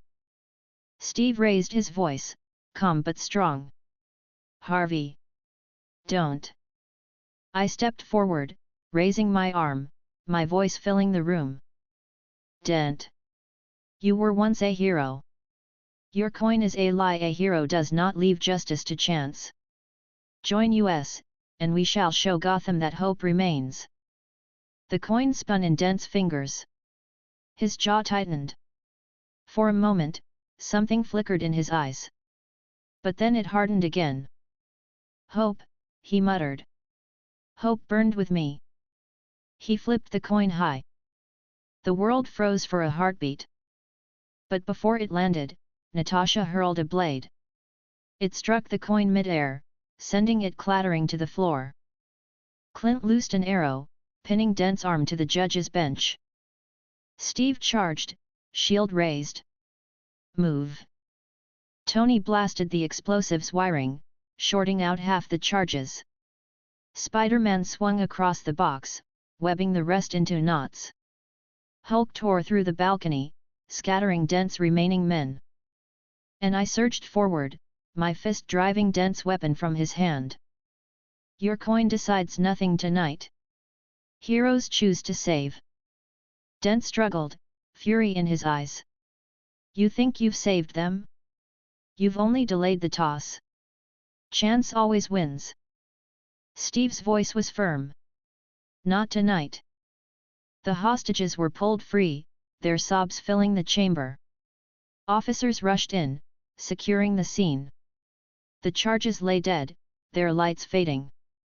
Dent was dragged to his knees, his coin lying cold on the floor. Back at the warehouse, Gordon's face was pale as he listened. You faced him directly. Steve nodded. He staged it as a trial. He was ready to kill them all on a flip. Natasha's voice was steady. He's not playing small. He's targeting symbols. Courthouses, judges, prosecutors. He wants to dismantle the city's faith in justice. Clint muttered, and half the gangs are lining up behind him. Tony crossed his arms. Because chaos loves a strong voice. And Penguin's gone.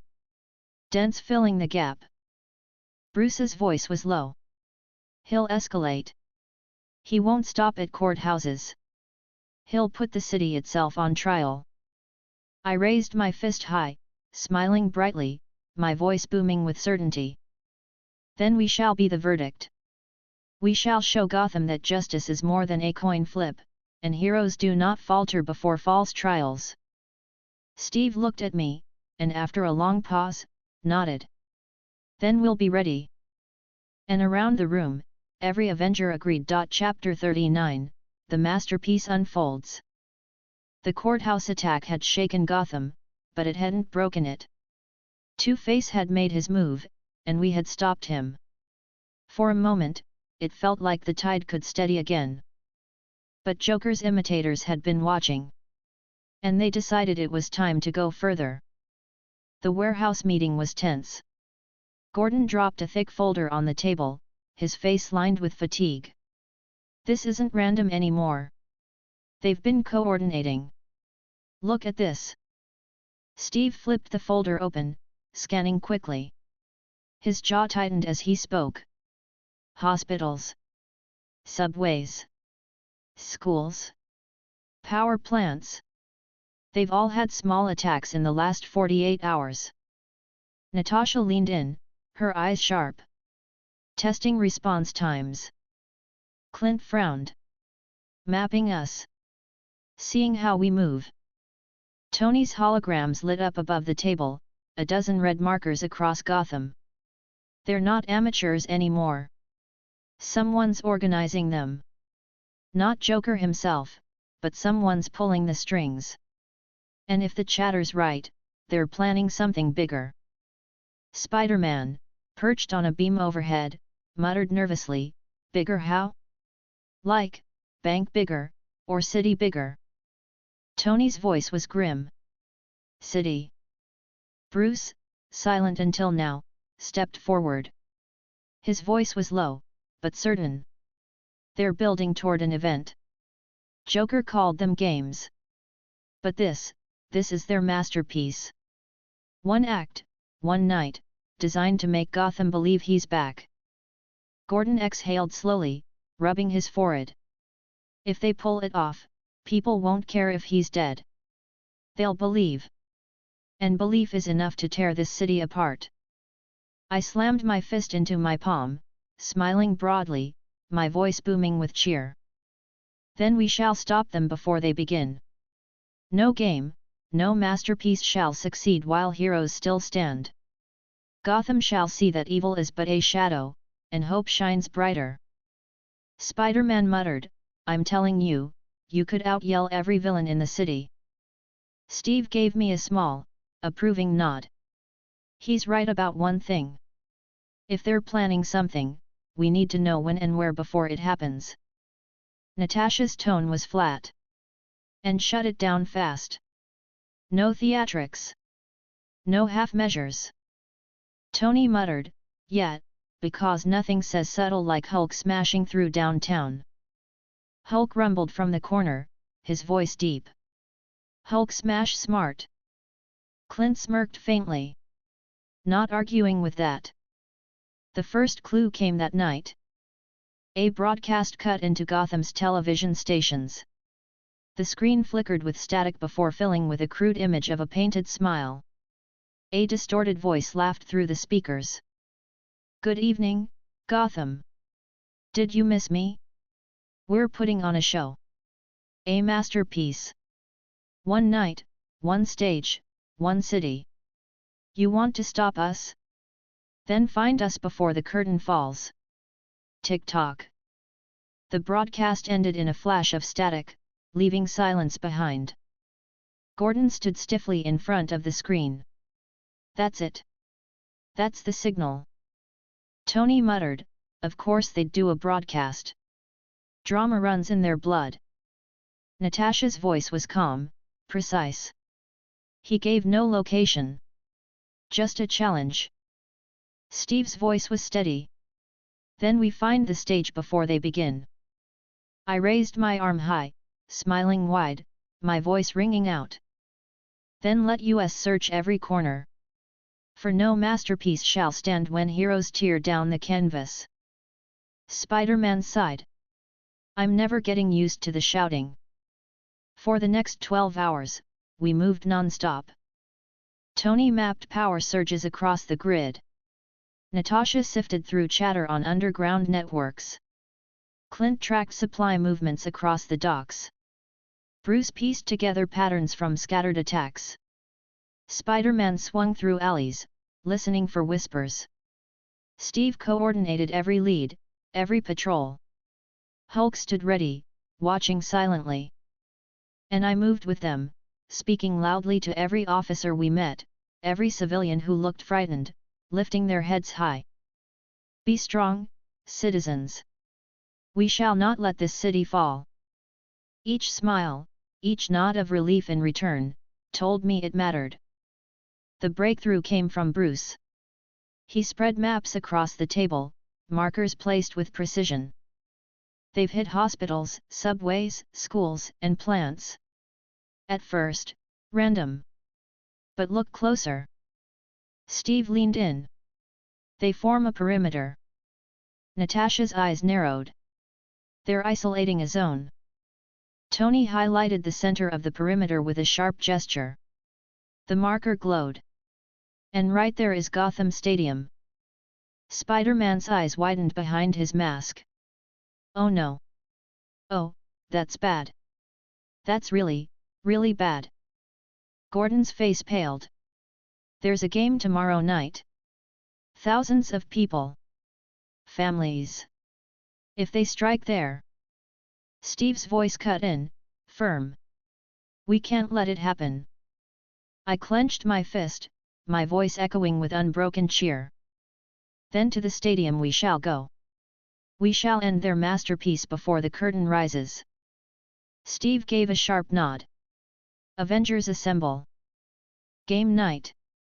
Gotham Stadium roared with life. Tens of thousands of fans filled the seats, cheering as players took the field. Lights blazed high above. Music thundered through speakers. But beneath the noise, we moved. Natasha slipped through service tunnels, scanning wiring for explosives. Clint perched high in the rafters, bow ready. Spider-Man swung silently through the steel framework above the crowd. Tony hovered in the sky, scanning the structure with his suit. Bruce moved through shadows, eyes sharp for unusual activity. Hulk stood hidden beneath the stands, ready to surge at a moment's notice. Steve commanded through the comms, his shield strapped tight. And I walked among the crowds, smiling broadly, voice booming to reassure those who glanced nervously at the heavy police presence. Enjoy the game, citizens. For this night shall be safe, heroes stand watch. Children waved. Parents smiled weakly. Hope stirred among the fear. Then the lights flickered. The stadium screens glowed with static before filling with that painted smile again. The distorted voice echoed across every speaker. Welcome, Gotham. Tonight, the city itself plays the game. Can your heroes save you before the final whistle blows? Let's find out. Gasps rippled through the crowd. The cheers died instantly. Steve's voice cut through the comms, steady but urgent. Everyone move. Now. Explosions ripped across the outer walls of the stadium. Panic surged as people screamed, rushing toward the exits only to find some blocked by debris. Natasha's voice was sharp. Charges planted across the infrastructure. Not enough to collapse it, but enough to trap them inside. Clint called from above. I see masked men moving through the crowd. They're hurting people, not killing them yet. Tony's scans buzzed. They've wired the scoreboard. Huge explosive payload. If it goes, the whole field's gone. Spider-Man's voice was quick, nervous. Guys? There are like a dozen hostages under the bleachers. Masked guys holding them at gunpoint. Steve's tone was steady. We split. Natasha, Clint, disable the explosives. Spider-Man, free the hostages. Hulk, hold the exits. Tony, take the sky. Shredder, with me, will cut through the crowd. With pride, Captain. I roared cheerfully. The stadium erupted into chaos. Natasha crawled through service tunnels, cutting wires with precision. Clint fired arrows into control panels, shorting circuits before they could ignite. Spider-Man swung down into the bleachers, webbing guns from hands, pulling hostages free one by one. You're okay, go, go, go. Tony blasted through the scoreboard, ripping wiring free and scattering the men guarding it. Not tonight, clowns. Hulk stood at the exits, his massive frame steady as he shoved debris aside, carving paths for civilians to escape. Go. Hulk, hold. And Steve and I charged through the crowd. He deflected bullets with his shield, striking with clean precision. I swept men aside with my fists, shouting loudly so the terrified civilians could hear. Run to safety, citizens. Heroes shall keep you safe tonight. Step by step, the panic turned to order. Minutes stretched. Explosives disarmed. Hostages freed. Masked men defeated. And then silence. The stadium was clear. Steve stood at the center of the field, shield at his side, his chest rising and falling with heavy breaths. Status. Natasha's voice came first. Explosives disabled. Clint followed. No hostiles left in the rafters. Spider-Man panted, but his tone was firm. Hostages free. Tony's voice was sharp. Scoreboard safe. Hulk rumbled. Exits open. I raised my fist high, smiling brightly, my voice booming with joy. The masterpiece has failed. The city still stands, for heroes will always rise to stop the shadows of the past. The crowd, shaken but safe, began to cheer faintly. Relief spread like a wave. The imitator's masterpiece had crumbled before it could begin. Back at the warehouse, Gordon set his hands on the table, looking at each of us. His voice was tired, but strong. They tried to break the city tonight. They failed. That matters. Steve nodded firmly. We'll keep it that way. Natasha's tone was calm. But they won't stop. Not until they're finished or we finish them. Tony muttered, then we finish them. Spider-Man spoke softly. But hey, we saved everyone tonight. That's a win, right? I boomed with cheer, my voice ringing through the room. Indeed, young Spider-Man. A great win. For every life saved is a triumph against the shadows. And so long as we stand, there will be many more. Steve gave me a brief smile, nodding once. Then we stand together. Chapter 40, The Public Trial. Harvey Dent's coin had been knocked from his hand at the courthouse, but that didn't mean his obsession was over. If anything, it had grown sharper. The imitator's failed masterpiece at the stadium had proven something: chaos alone wasn't enough to bend Gotham. Fear was strong, but order real, tangible protection had given people hope. The Avengers' presence made the Joker's shadow falter. But Dent wasn't chaos. Dent believed himself to be order twisted into fairness, a justice stripped of mercy. His coin decided what the system could not. And now, with his courthouse spectacle shattered, he needed something bigger to restore his control. So he chose Gordon. The warehouse air was heavy with tension when Gordon laid a new note on the table. The paper was creased, the words sharp, written in bold black ink. Commissioner Gordon. The law has failed. Tonight, you stand trial. The city will watch. Your life is chance's verdict. The coin symbol was scrawled at the bottom.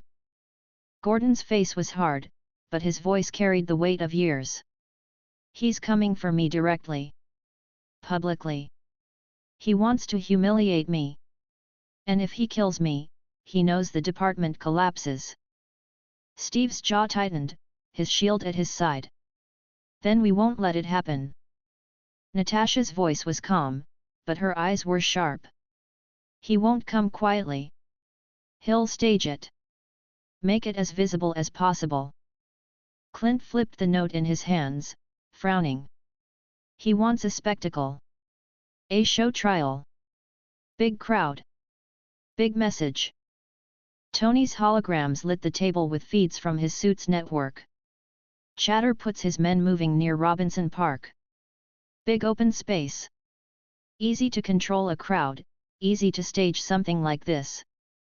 Spider-Man shifted nervously on the wall. So, we're talking, like, a trial in the park? Hostages, cameras, Dent flipping a coin while everyone watches. Bruce spoke at last, his voice low and steady. That's exactly what he'll do. It's who he is now. Law corrupted into chance. Gordon isn't just a man to him. He's the symbol of the law Dent lost faith in. Destroying him in front of Gotham is Dent's ultimate verdict. I stepped forward, slamming my fist into my palm, my voice booming with cheerful determination. Then we shall turn his trial into his defeat. Gordon shall not stand alone. Heroes will be his witnesses, his defenders, and his verdict shall be freedom. Spider-Man muttered, "Man, you could narrate every parade in this city." But Steve gave me a firm nod. He's right. Harvey thinks he can put the law on trial. Let's prove to Gotham that the law stands with heroes. Robinson Park was quiet by the time we arrived, but it didn't stay that way for long. Floodlights snapped on, blinding against the dark. A crude stage had been erected on the grass, cobbled together from stolen scaffolding and wood. At its center sat a chair, chains wrapped around it. And already in that chair, battered but upright, was Gordon. His glasses hung crooked on his face. His coat was torn. But his eyes were steady as he watched the scene unfold. Around him, dense men formed a ring. They wore half-masks split down the middle, coins painted across their chests. Civilians hostages pulled from nearby streets sat bound at the stage's edge. Cameras were set up on tripods, broadcasting live to Gotham's underground networks. And then Dent emerged. Half his face still scarred, the other half clean. His coin glinted in the floodlights as he walked across the stage. He held it high, his voice carrying. Gotham. Tonight, the law itself stands trial. Commissioner Gordon, your symbol of justice, your so-called protector, faces his verdict. No judge. No jury. Only the coin. Pure. Fair. 50-50. The crowd of forced onlookers gasped. The cameras zoomed closer. Steve's voice whispered through our comms. Positions. Natasha, Clint, take the flanks. Tony, jam the broadcast. Spider-Man, get the hostages. Hulk, hold the perimeter. Shredder, with me. We're the distraction. With honor, Captain. I boomed cheerfully. We stepped forward into the floodlights. Steve's shield gleamed. My fists clenched at my sides. I raised my voice so the crowd could hear, clear and full of energy. Dent. Your trial is a lie. The law does not fall to a coin. It lives in the hearts of those who choose to stand for justice. The crowd stirred. Hope flickered in their faces. Dent's coin spun in his hand. He caught it, his eyes narrowing. You think you can save him? You think you can save the law? The law is a joke, and tonight, Gotham laughs. Steve's voice was steady, carrying across the stage. Harvey, listen to me. You were Gotham's hero once. You stood with Gordon, with me, with all of us. You don't have to do this. Dent laughed bitterly. That man is dead. Burned away. All that's left is chance. Fair, final, true. The coin flicked into the air. Gasps rippled through the crowd. But before it landed, Clint's arrow whistled from the shadows, knocking it off course. The coin clattered across the stage. And the battle began. Chaos erupted. Dent's men surged forward, guns raised. Steve lifted his shield, deflecting the first wave. I charged alongside him, my fist driving one man to the ground as I shouted loudly for the hostages to hear. Fear not, citizens. Heroes are here to end this false trial. Natasha struck from the side, her movements sharp, precise, disarming two men in seconds. Clint loosed arrow after arrow, pinning weapons to the ground.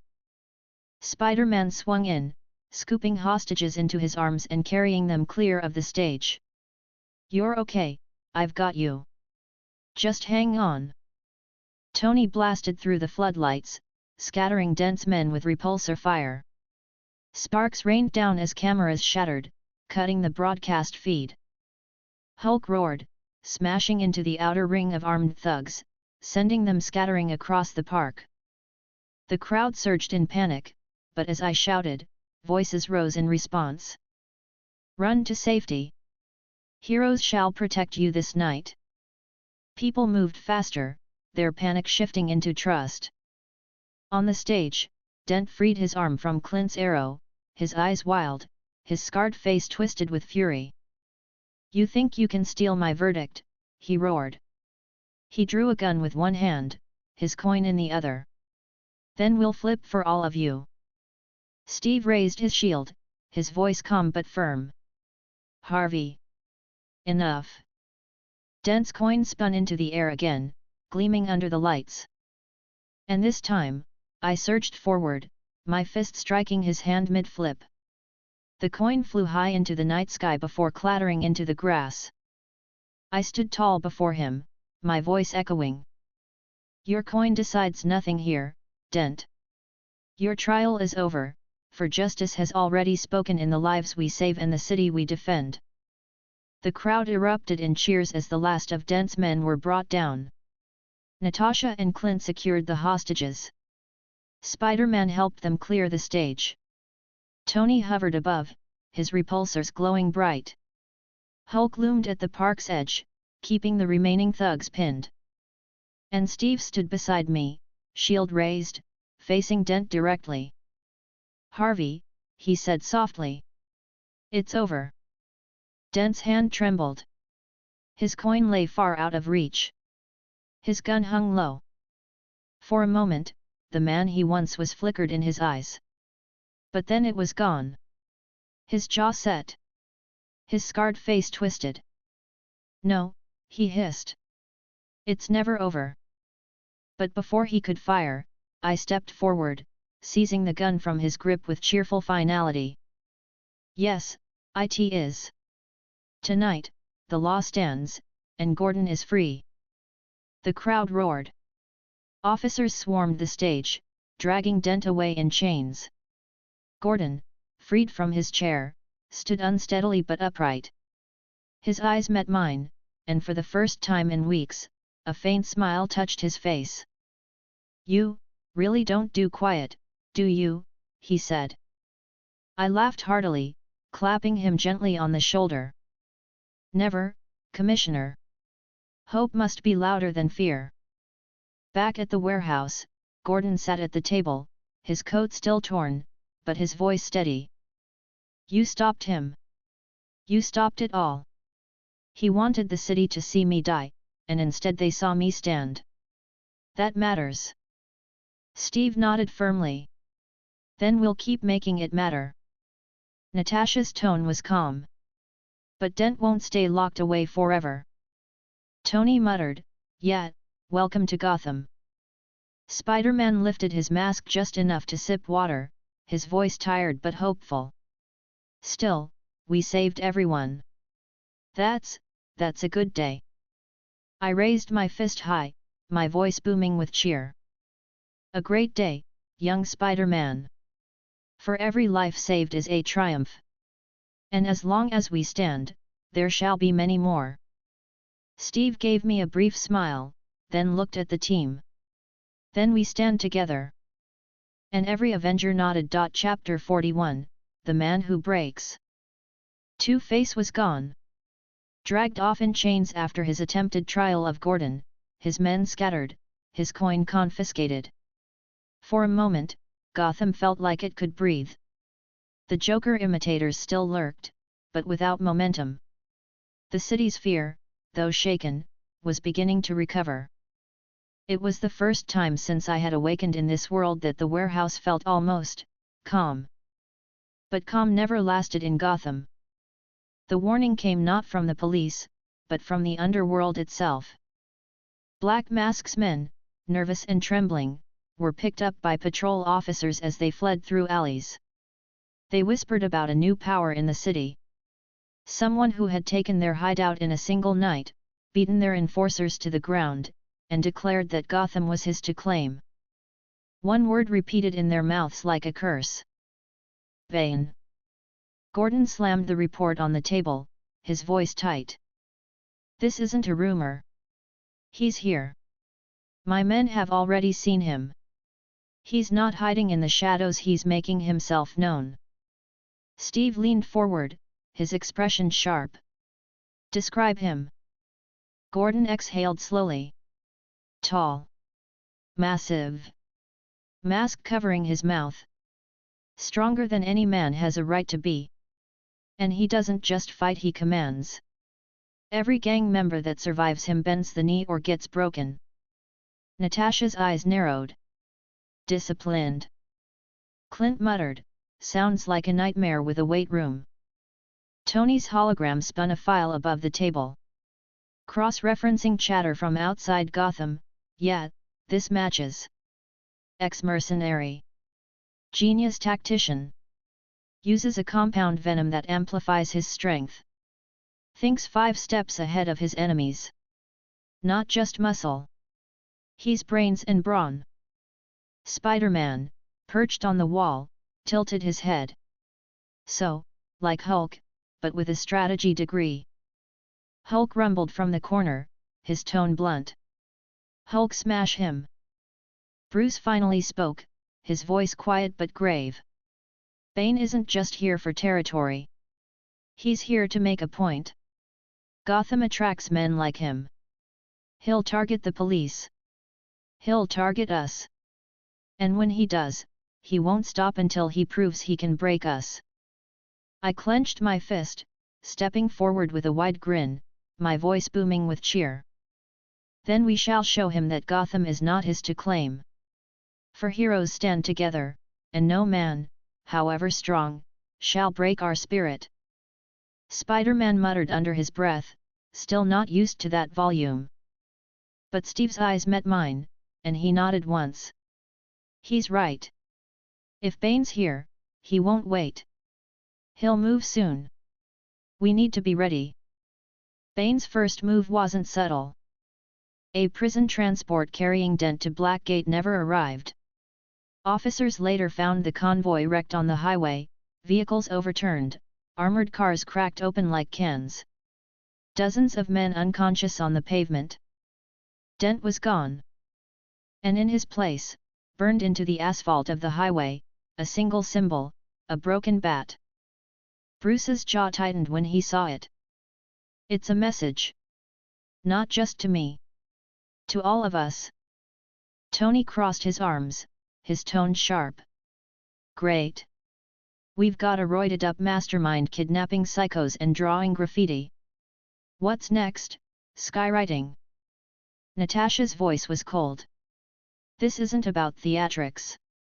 It's about control. He's telling Gotham the old order is gone. Steve's tone was firm. Then we don't let him cement it. I slammed my fist into my palm, grinning broadly.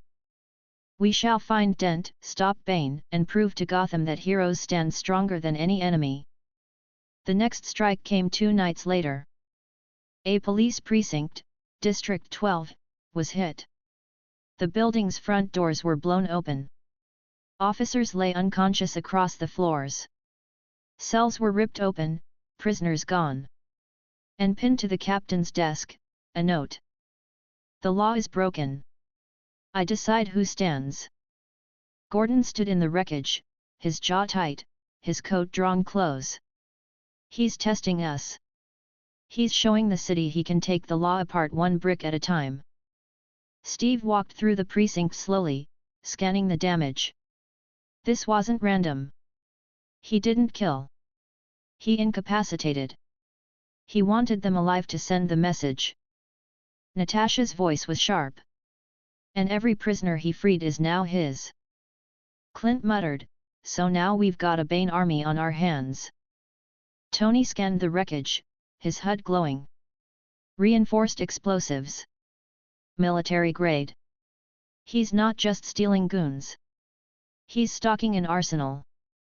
Spider-Man whispered, and he's like, what? 2 steps into this plan already. Bruce's voice was steady. 5 steps. I raised my arm high, shouting with cheerful certainty. Then we shall match him, step for step. For no plan can outlast a hero's resolve, and we shall not let Gotham fall to his grip. Steve gave me a brief nod, then looked at Gordon. He'll make a bigger move soon. Gordon exhaled. And when he does, it'll be at the heart of the city. He was right. Bane didn't hide his next move. He marched openly into Gotham Square. Hundreds of men behind him, ex-cons, gangsters, mercenaries. They carried rifles, bats, chains. Civilians scattered in panic as his army poured into the plaza. And at the center of it all, Bane stood. Towering. Mask fixed to his face, tubes running from it down his arms. His muscles looked like they had been carved from stone. His arms crossed over his chest as he surveyed the city like a general claiming his battlefield. His voice, amplified by a speaker, echoed across the square. Gotham belongs to me. Your law is broken. Your heroes are weak. I am strength. I am order. Bow to me, or be broken. The crowd of terrified civilians huddled back as his men raised their weapons. And then Steve's voice came over the comms, calm and steady. Avengers. Now. We moved. Tony swooped from the sky, repulsors blasting. Clint's arrows rained down, scattering rifles. Natasha struck fast from the flanks, dropping men in seconds. Spider-Man swung low, webbing guns and pulling hostages to safety.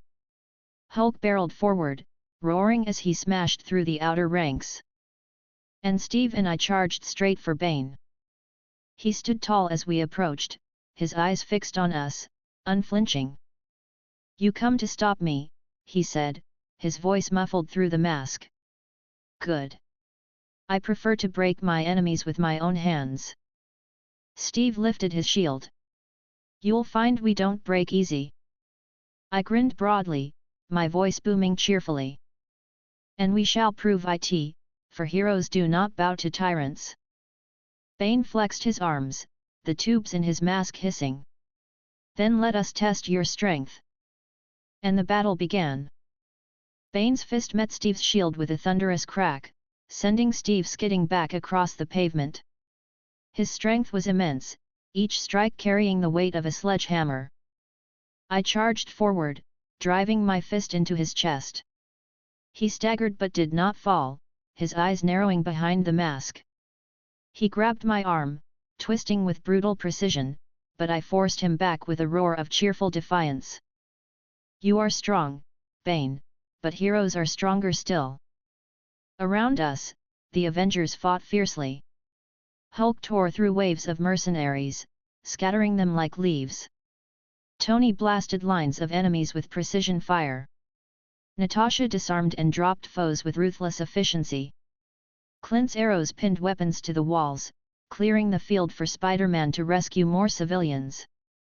But Bane was different. Focused. Unyielding. He adapted to every strike, every maneuver.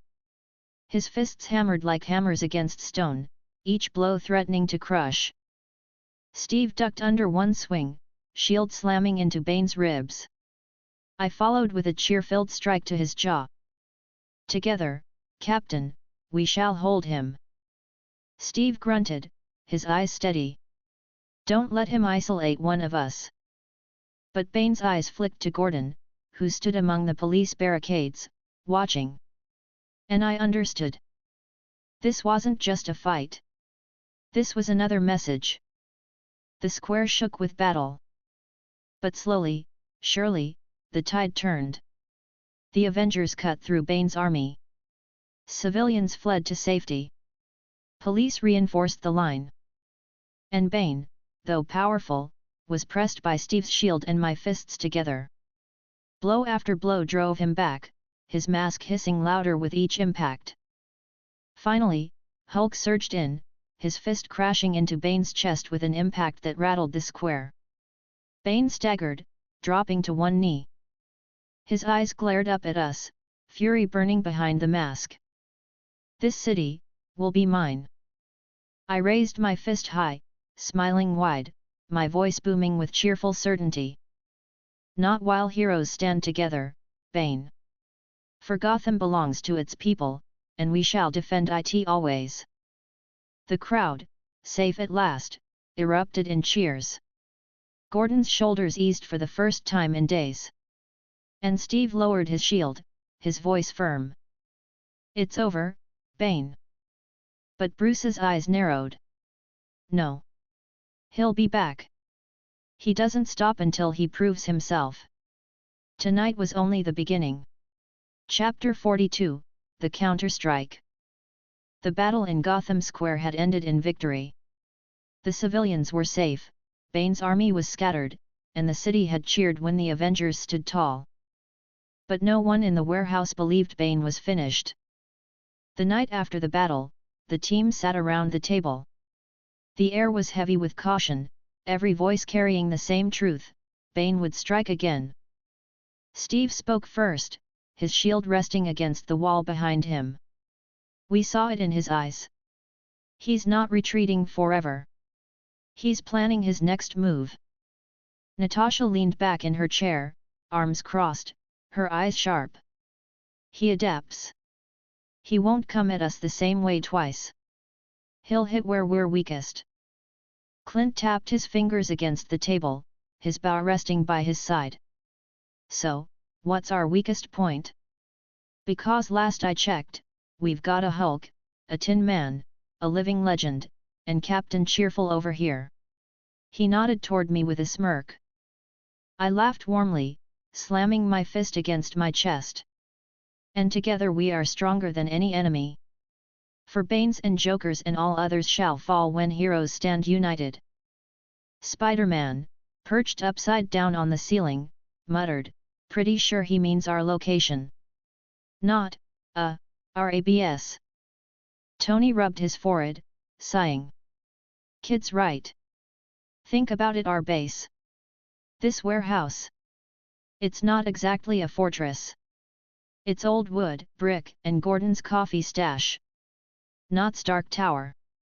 Gordon frowned from the corner, his voice tired but clear. If he wants to send a message, hitting this place makes sense. Everyone knows I'm working with you. If he destroys it, he tells the city you can't even defend your own ground. Bruce stepped out of the shadows, his voice calm but heavy. That's exactly what he'll do. He's already tested us in public. Next, he'll test us here. Where we sleep. Where we plan. Steve's expression hardened. Then we don't wait for him. We prepare. I raised my arm high, smiling broadly, my voice booming with cheer. Yes. Let him come. For this house is a house of heroes, and no enemy shall tear it down while we stand together. Spider-Man whispered, seriously, how do you still have lungs after all that shouting? But even he smiled faintly. Preparation began immediately. Tony installed sensors and defense turrets across the perimeter. Natasha mapped every entry point, noting weaknesses and blind spots. Clint positioned vantage points on the roof, arrows ready in hidden quivers. Hulk remained at the center, ready to respond the moment an alarm sounded. Bruce worked silently, reinforcing corners, laying traps only he knew how to build. Spider-Man strung webs through narrow corridors, creating tripwires and escape routes. Steve coordinated every detail, his voice steady, his orders precise. And I moved among them, clapping shoulders, offering words that rang across the walls like a drumbeat. Stand tall, friends. For when Bane comes, he shall find heroes whose courage is unbreakable. Each nodded in return, their determination firming. The night of the attack came quickly. The alarms Tony installed buzzed just past midnight. A perimeter breach. Heavy footfalls in the distance. Dozens of signals moving fast toward the warehouse. Tony's voice was sharp. They're here. Clint moved into position on the roof, bow drawn. Natasha slipped into the shadows near the entrance. Bruce vanished into the dark corners. Spider-Man crawled across the ceiling, muscles tense. Hulk's chest rumbled as he stepped forward. Steve lifted his shield, eyes steady. Avengers hold the line. And I stepped beside him, my voice booming like thunder, filled with cheerful certainty. Let them come. Tonight, heroes shall stand and show Gotham that no force can break our home. The first explosion rattled the walls. Bane's men poured through the breach, mercenaries in body armor, rifles raised, their eyes cold and disciplined. They moved in formation, not like thugs but like soldiers. Clint's arrows struck first, pinning rifles to the ground, scattering the front line. Natasha slipped from the shadows, her strikes swift and precise, dropping men before they could react.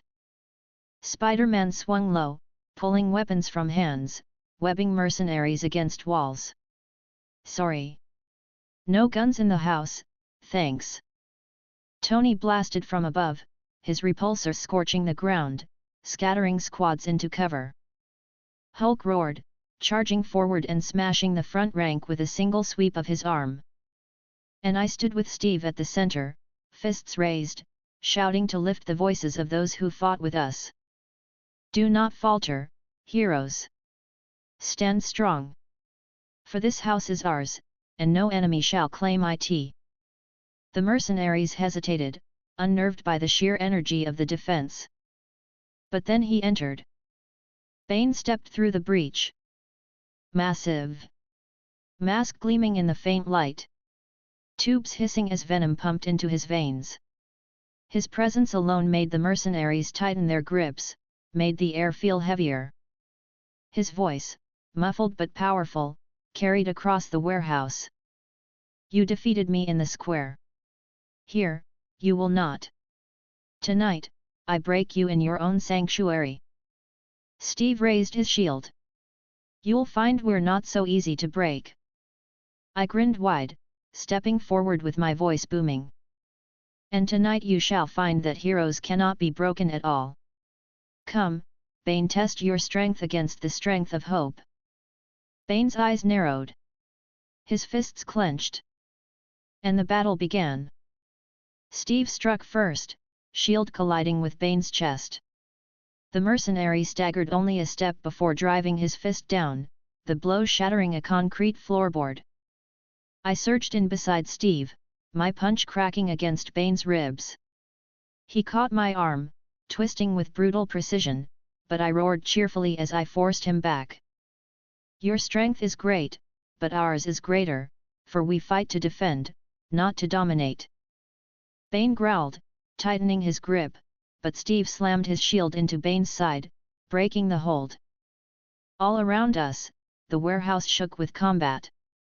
Natasha disarmed mercenaries one after another, her movements efficient and controlled. Clint loosed arrow after arrow, clearing squads from the rafters. Spider-Man swung across the beams, tying men in thick webs. Tony blasted apart armored vehicles outside, his voice sharp in the comms. Hulk tore through waves of enemies, his roars echoing through the night. But Bane remained relentless. His strikes came with crushing force, each one a test of endurance. He fought like a soldier, like a tactician, not simply a brute. He targeted weak points, shifting his stance to disrupt us, forcing Steve and me to adapt every second. Steve ducked under a swing, his shield slamming against Bane's mask. I followed with a strike to his chest, grinning even as his strength pushed back. Together, Captain, we shall hold him. Steve grunted, sweat lining his brow. Don't let him separate us. Bane's eyes narrowed, his voice low. I don't need to separate you. I will break you both. He drove his fists down, the floor cracking beneath the impact. The battle raged across the warehouse.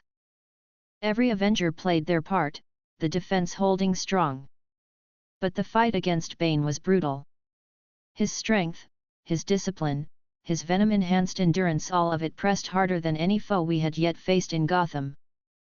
Finally, Hulk surged into the fray, roaring as he swung a massive fist at Bane. The mercenary caught the blow, muscles straining, and for a moment the square seemed to freeze as the two forces locked together. Bane's mask hissed, his body straining, but he refused to yield. I am strength.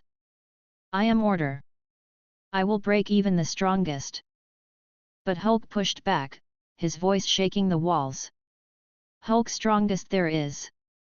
With a surge, Hulk slammed Bane across the floor, rattling the warehouse with the impact. Bane staggered, struggling to rise. His mask hissed, the tubes glowing as venom pumped harder. His eyes glared through the dim light, still unbroken. I stepped forward, my fist raised high, my voice booming with cheer. You cannot break what does not bend, Bane. Tonight, you face heroes who fight for more than themselves. And that is a strength you shall never match. Bane's body shook, but even he could not deny it.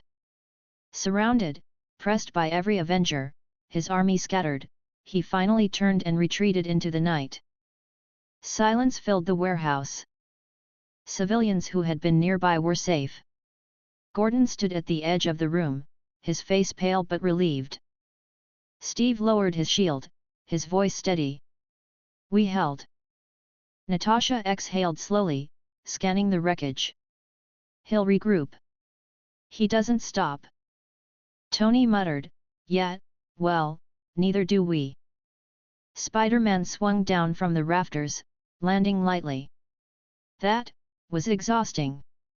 But also, kind of awesome. Hulk rumbled, his massive chest heaving. Hulk smash good.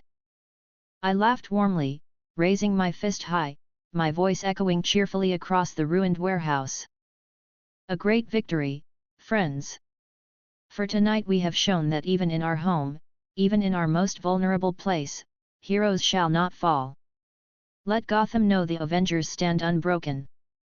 Steve gave me a faint smile, nodding once. Then we'll keep standing. And all around me, my friends nodded with him. Chapter 43, The Shadow War. Bane had retreated. The warehouse still stood. Gotham breathed a little easier. But Gotham was never allowed to breathe for long. The first reports came the next night. Masked men painted with crude smiles stormed a grocery store, laughing as they fired bullets into the ceiling. Another group hijacked a city bus, holding passengers hostage.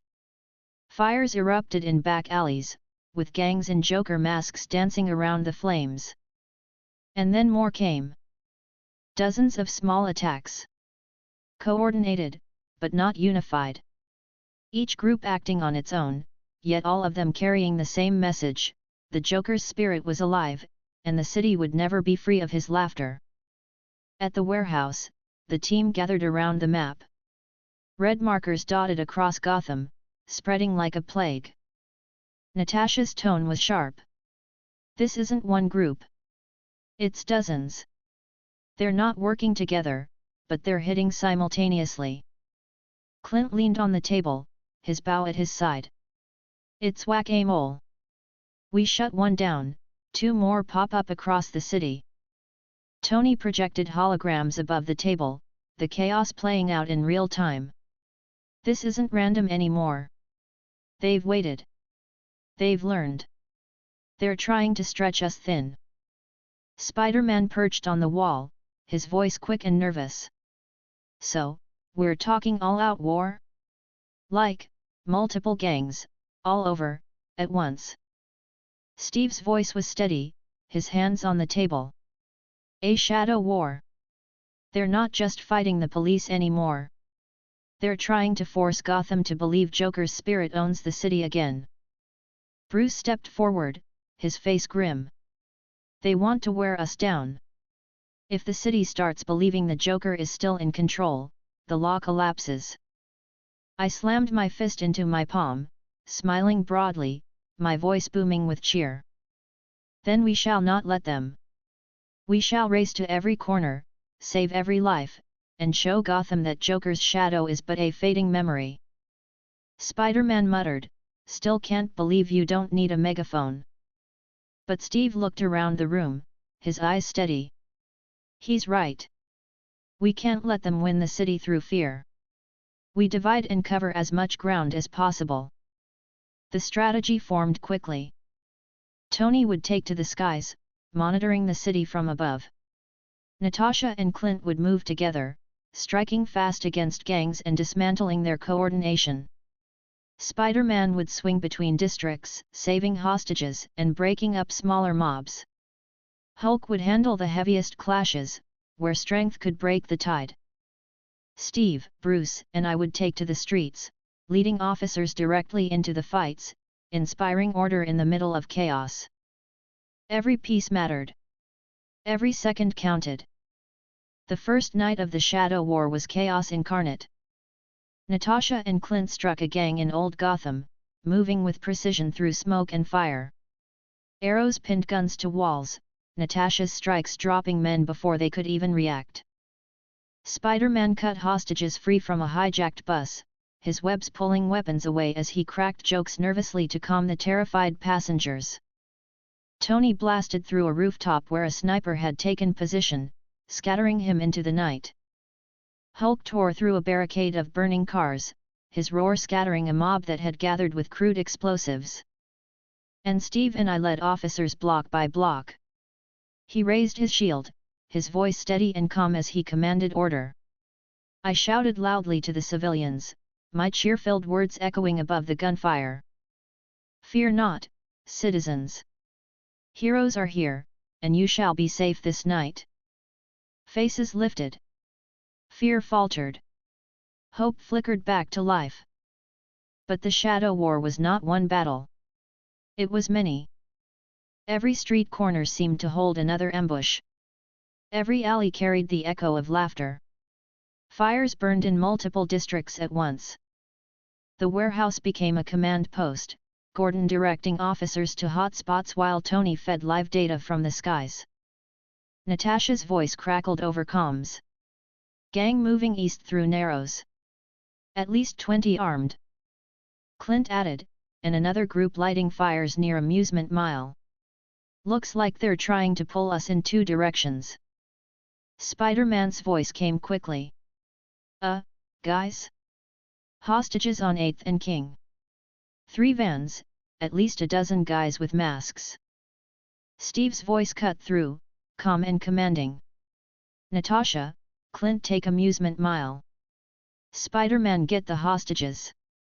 Hulk, Narrows. Shredder, with me." "With pride, Captain." I boomed cheerfully. We reached a plaza where masked men had chained civilians together, laughing as they waved blades and shouted threats. Steve raised his shield, his voice steady. "You don't want to do this." One of the men sneered, his mask painted in crude purple. "Joker's City. Not yours."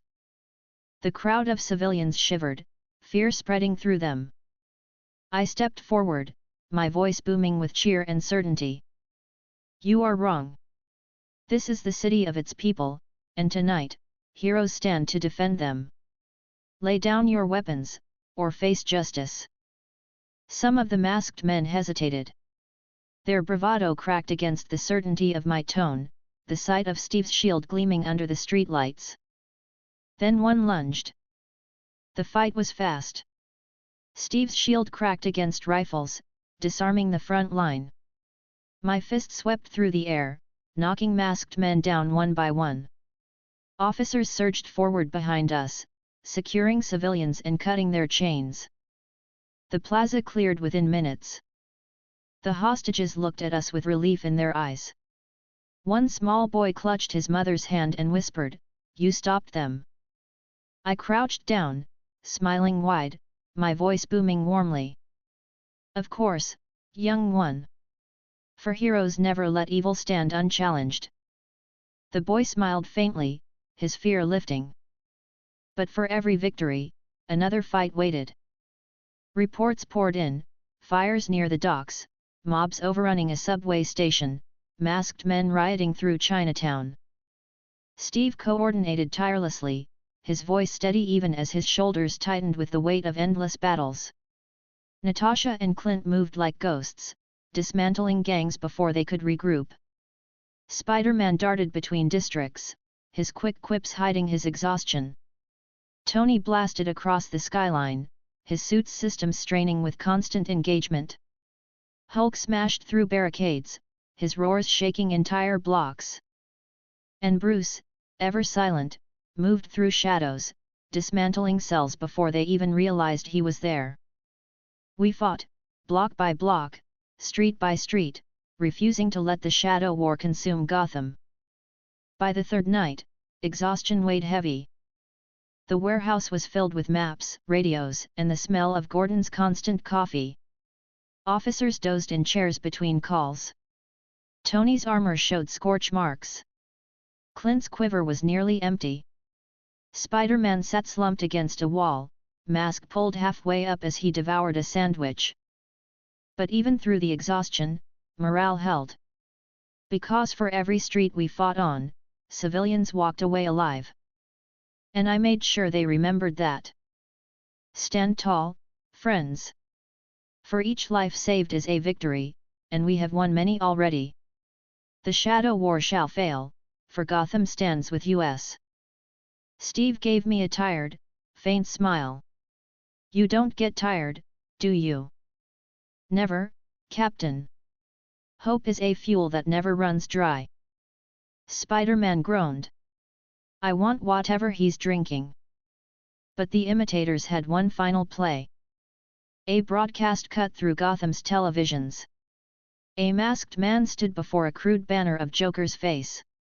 His voice was shrill, mocking.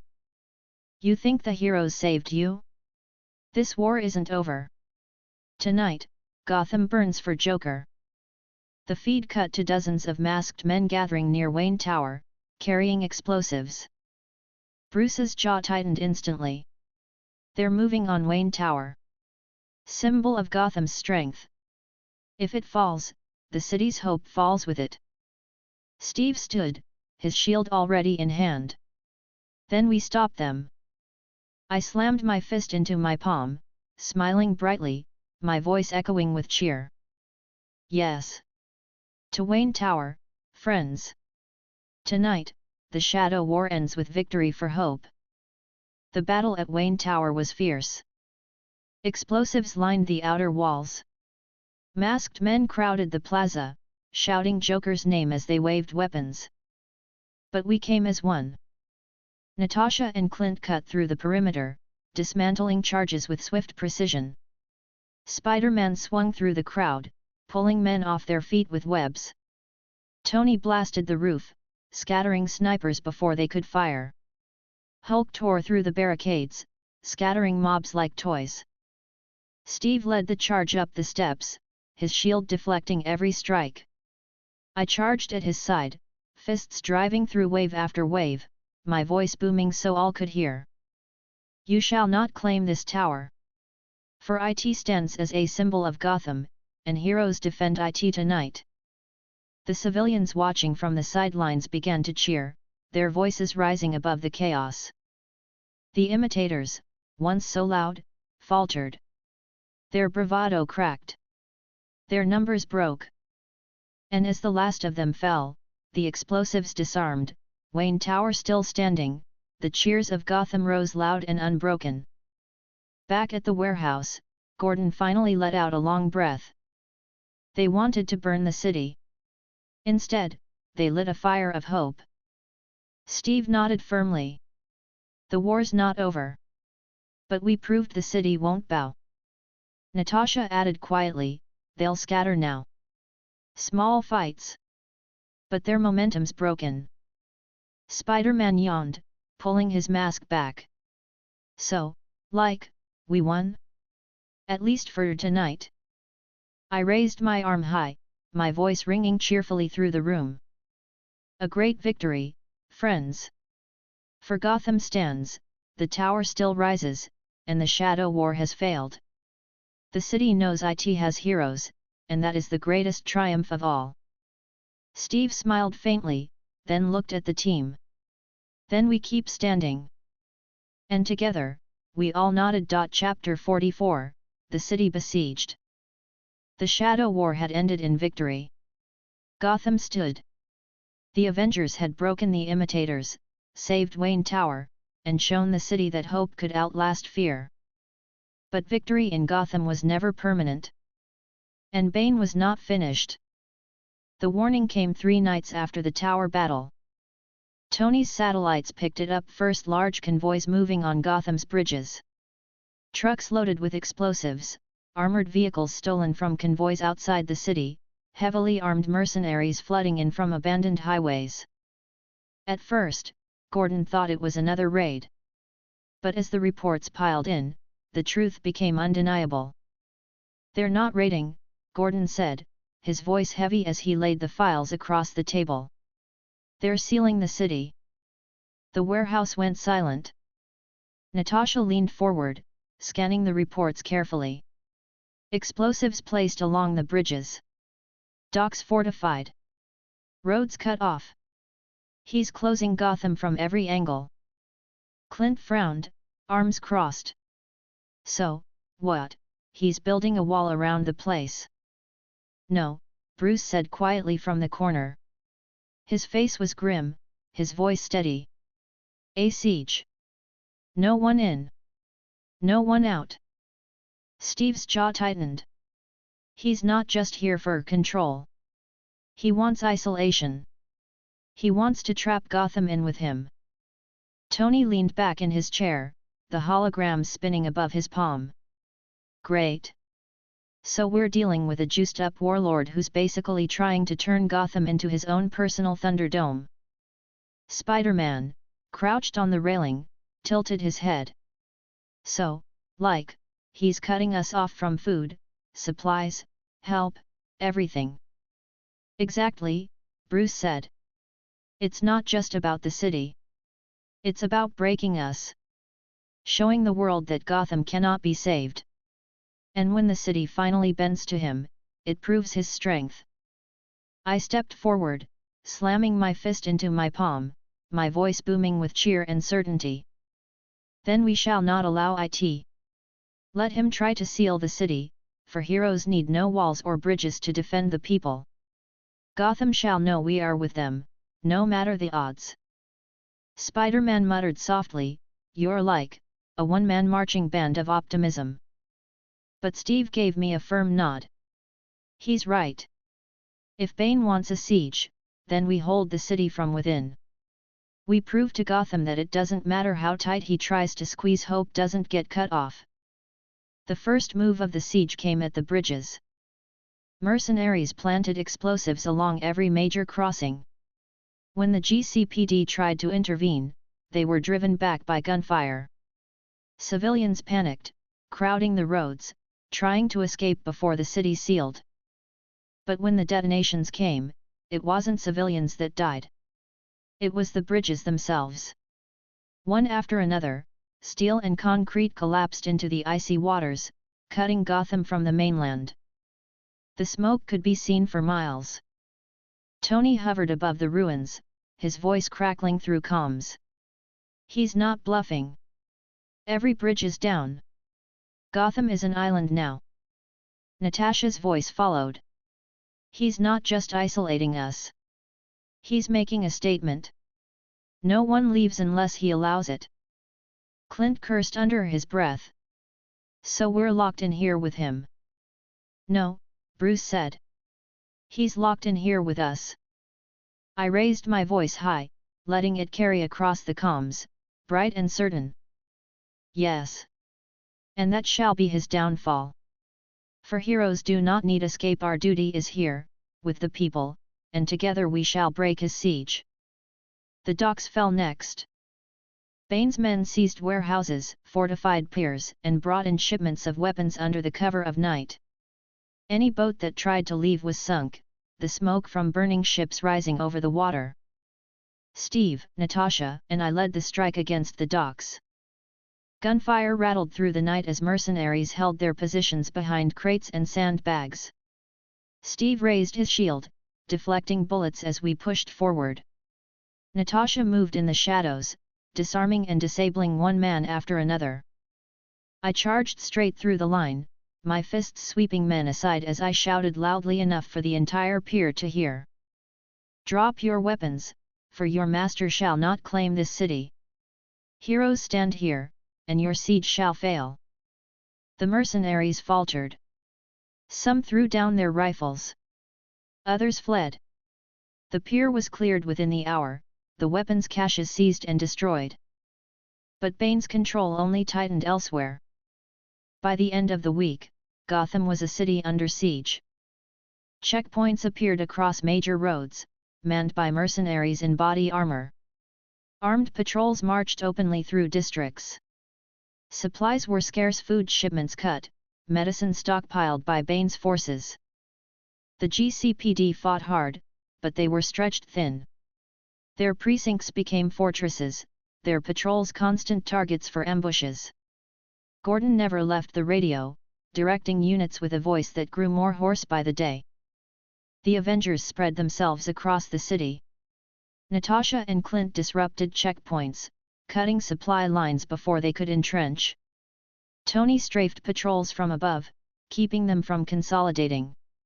Spider-Man carried food and medicine across rooftops, slipping supplies past mercenary lines to starving families. Hulk smashed through fortified barricades, forcing Bane's men to scatter. And Steve, Bruce, and I stood with the police, leading them block by block to hold what little ground remained free. At every moment, I raised my voice cheerfully for the people to hear. Do not falter, citizens of Gotham. Heroes are with you, and this city shall never belong to Bane. Stand tall, for together we shall endure. Faces lifted in the crowds. The fear in their eyes dimmed. And even the officers, weary and battered, straightened their shoulders when they heard me. But the strain grew heavier with each passing day. Inside the warehouse, exhaustion was everywhere. Tony's armor showed damage he hadn't had time to repair. Clint's hands shook from firing so many arrows. Natasha moved with precision still, but her eyes showed the weight of sleepless nights. Spider-Man slumped against the wall, mask pulled halfway up as he devoured whatever food he could get. Hulk stayed silent, brooding in the corner. Steve spoke less, his words sharp and efficient as the burden of command pressed harder.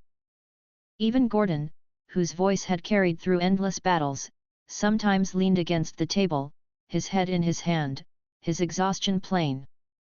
But I would not let the fire dim. I moved among them, clapping shoulders, laughing warmly, booming my voice to fill the silence. We are heroes, my friends. We have stood against shadows and monsters, and we shall stand against this too. Let Bane see our strength in our unity, and let Gotham know hope still lives. Spider-Man grinned faintly through his exhaustion. Man, if you keep this up, I might actually believe it. Steve met my eyes, and for a moment, the tension in his shoulders eased. He nodded once, firmly. Then let's keep proving it. The siege pressed harder as winter fell. Snow blanketed the city, the cold biting into streets already broken by battle.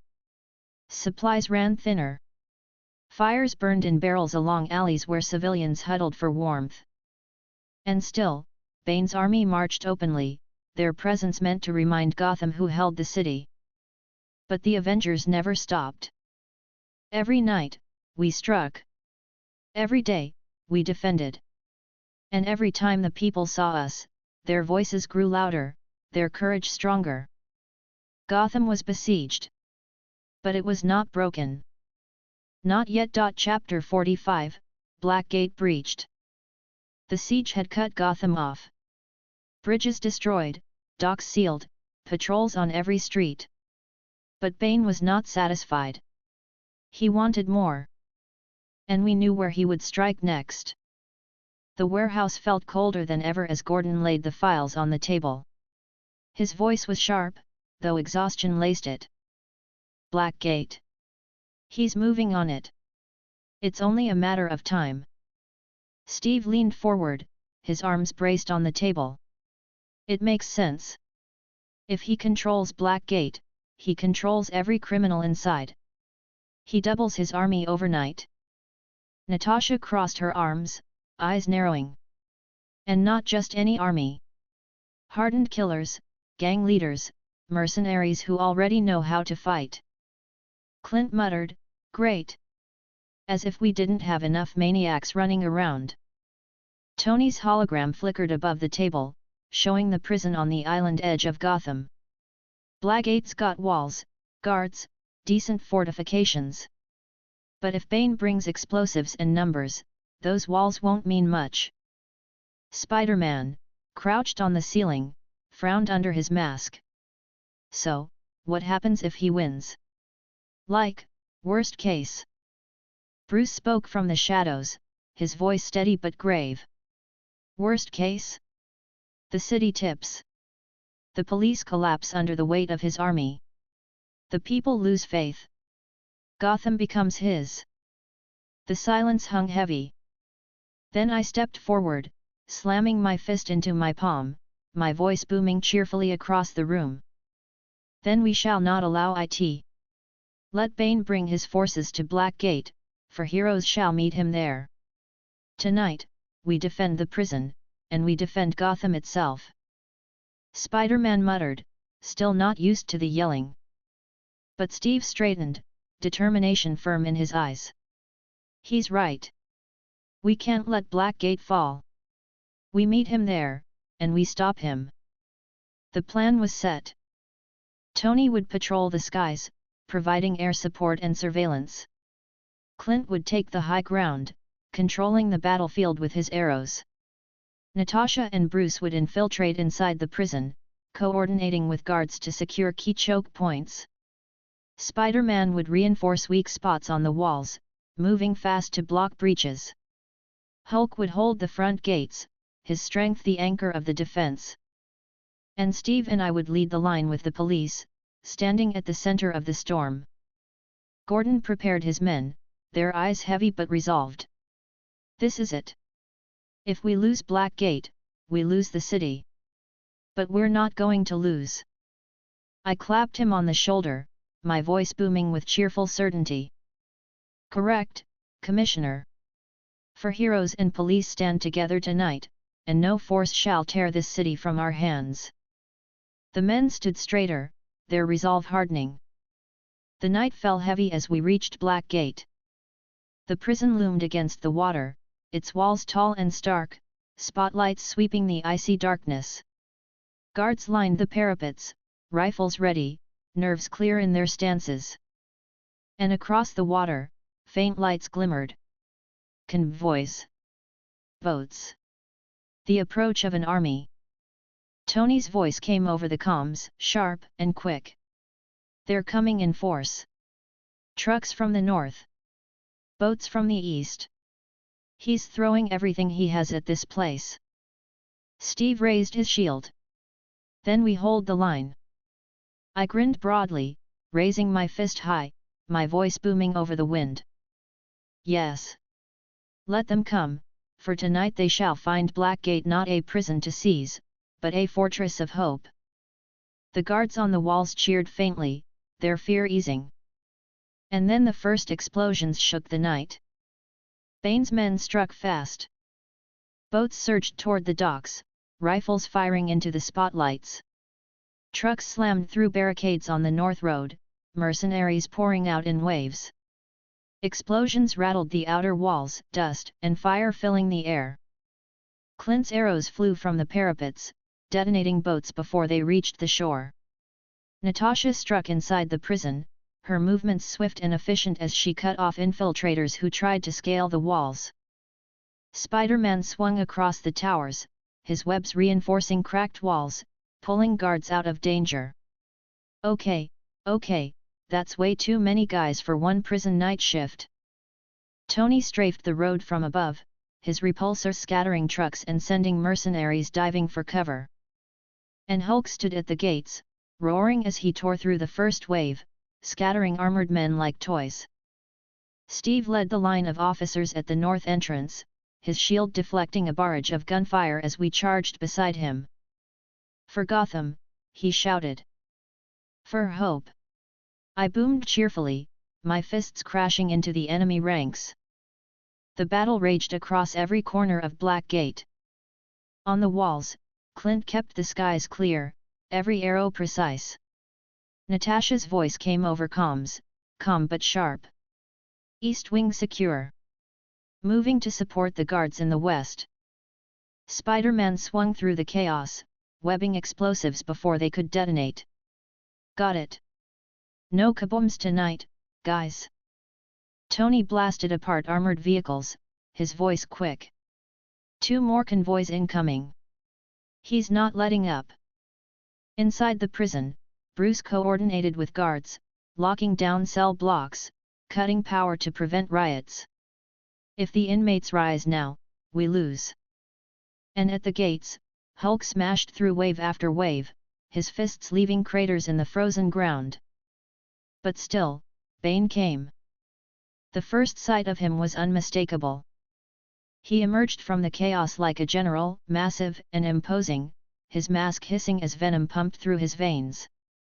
His army parted as he strode forward, his eyes locked on the gates of Black Gate.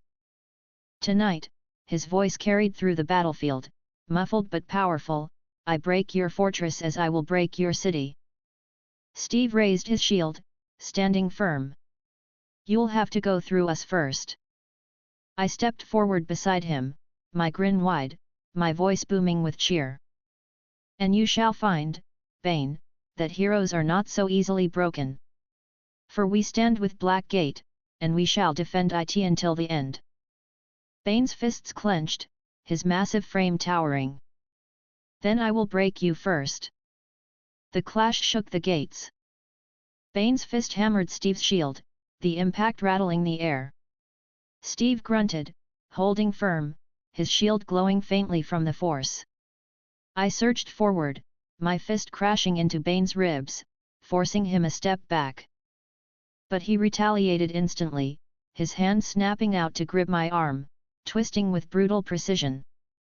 Pain flared, but I forced my strength against his, my cheer-filled voice booming as I resisted. "You are strong, Bane, but you fight for domination. We fight for hope, and that is a strength you shall never match." Steve slammed his shield into Bane's side, breaking the hold. Together we pressed him back, every strike a test of endurance against his overwhelming strength. All around us, the battle raged. Hulk tore through the outer ranks. Tony strafed the road, scattering reinforcements. Natasha dismantled squads inside the walls, her strikes swift. Spider-Man pulled mercenaries off towers, webbing their weapons to the ground. But Bane was focused only on us. And he did not yield. Minutes turned to an hour.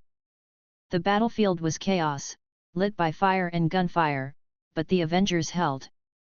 Bane's forces faltered, their numbers thinning against the combined might of heroes and police. The docks were secured. The northern road burned with wreckage. The prison walls still stood. But Bane himself remained unbroken. His mask hissed, his muscles straining as he drove another crushing blow into Steve's shield, forcing him back. He turned on me next, his fist slamming into my chest, the force rattling through my body. I staggered, but my grin held, my voice booming with certainty. "You cannot break me, Bane. For I stand with friends, and together we shall break your siege, not our spirits." Bane growled, driving forward again, but this time Hulk surged in, his massive fist colliding with Bane's chest. The impact shook the gates, sending the mercenary general crashing into the wreckage of a truck. Silence followed. Bane staggered to his feet, his mask hissing, his eyes burning with fury. But even he saw the truth. His forces were broken. His siege had been resisted. He turned, retreating into the smoke with what little army remained. The battlefield quieted at last. The guards stood tall, the prison unbroken. Gordon exhaled slowly, lowering his rifle. "We held," he said quietly. Steve nodded firmly, his shield at his side. "We did."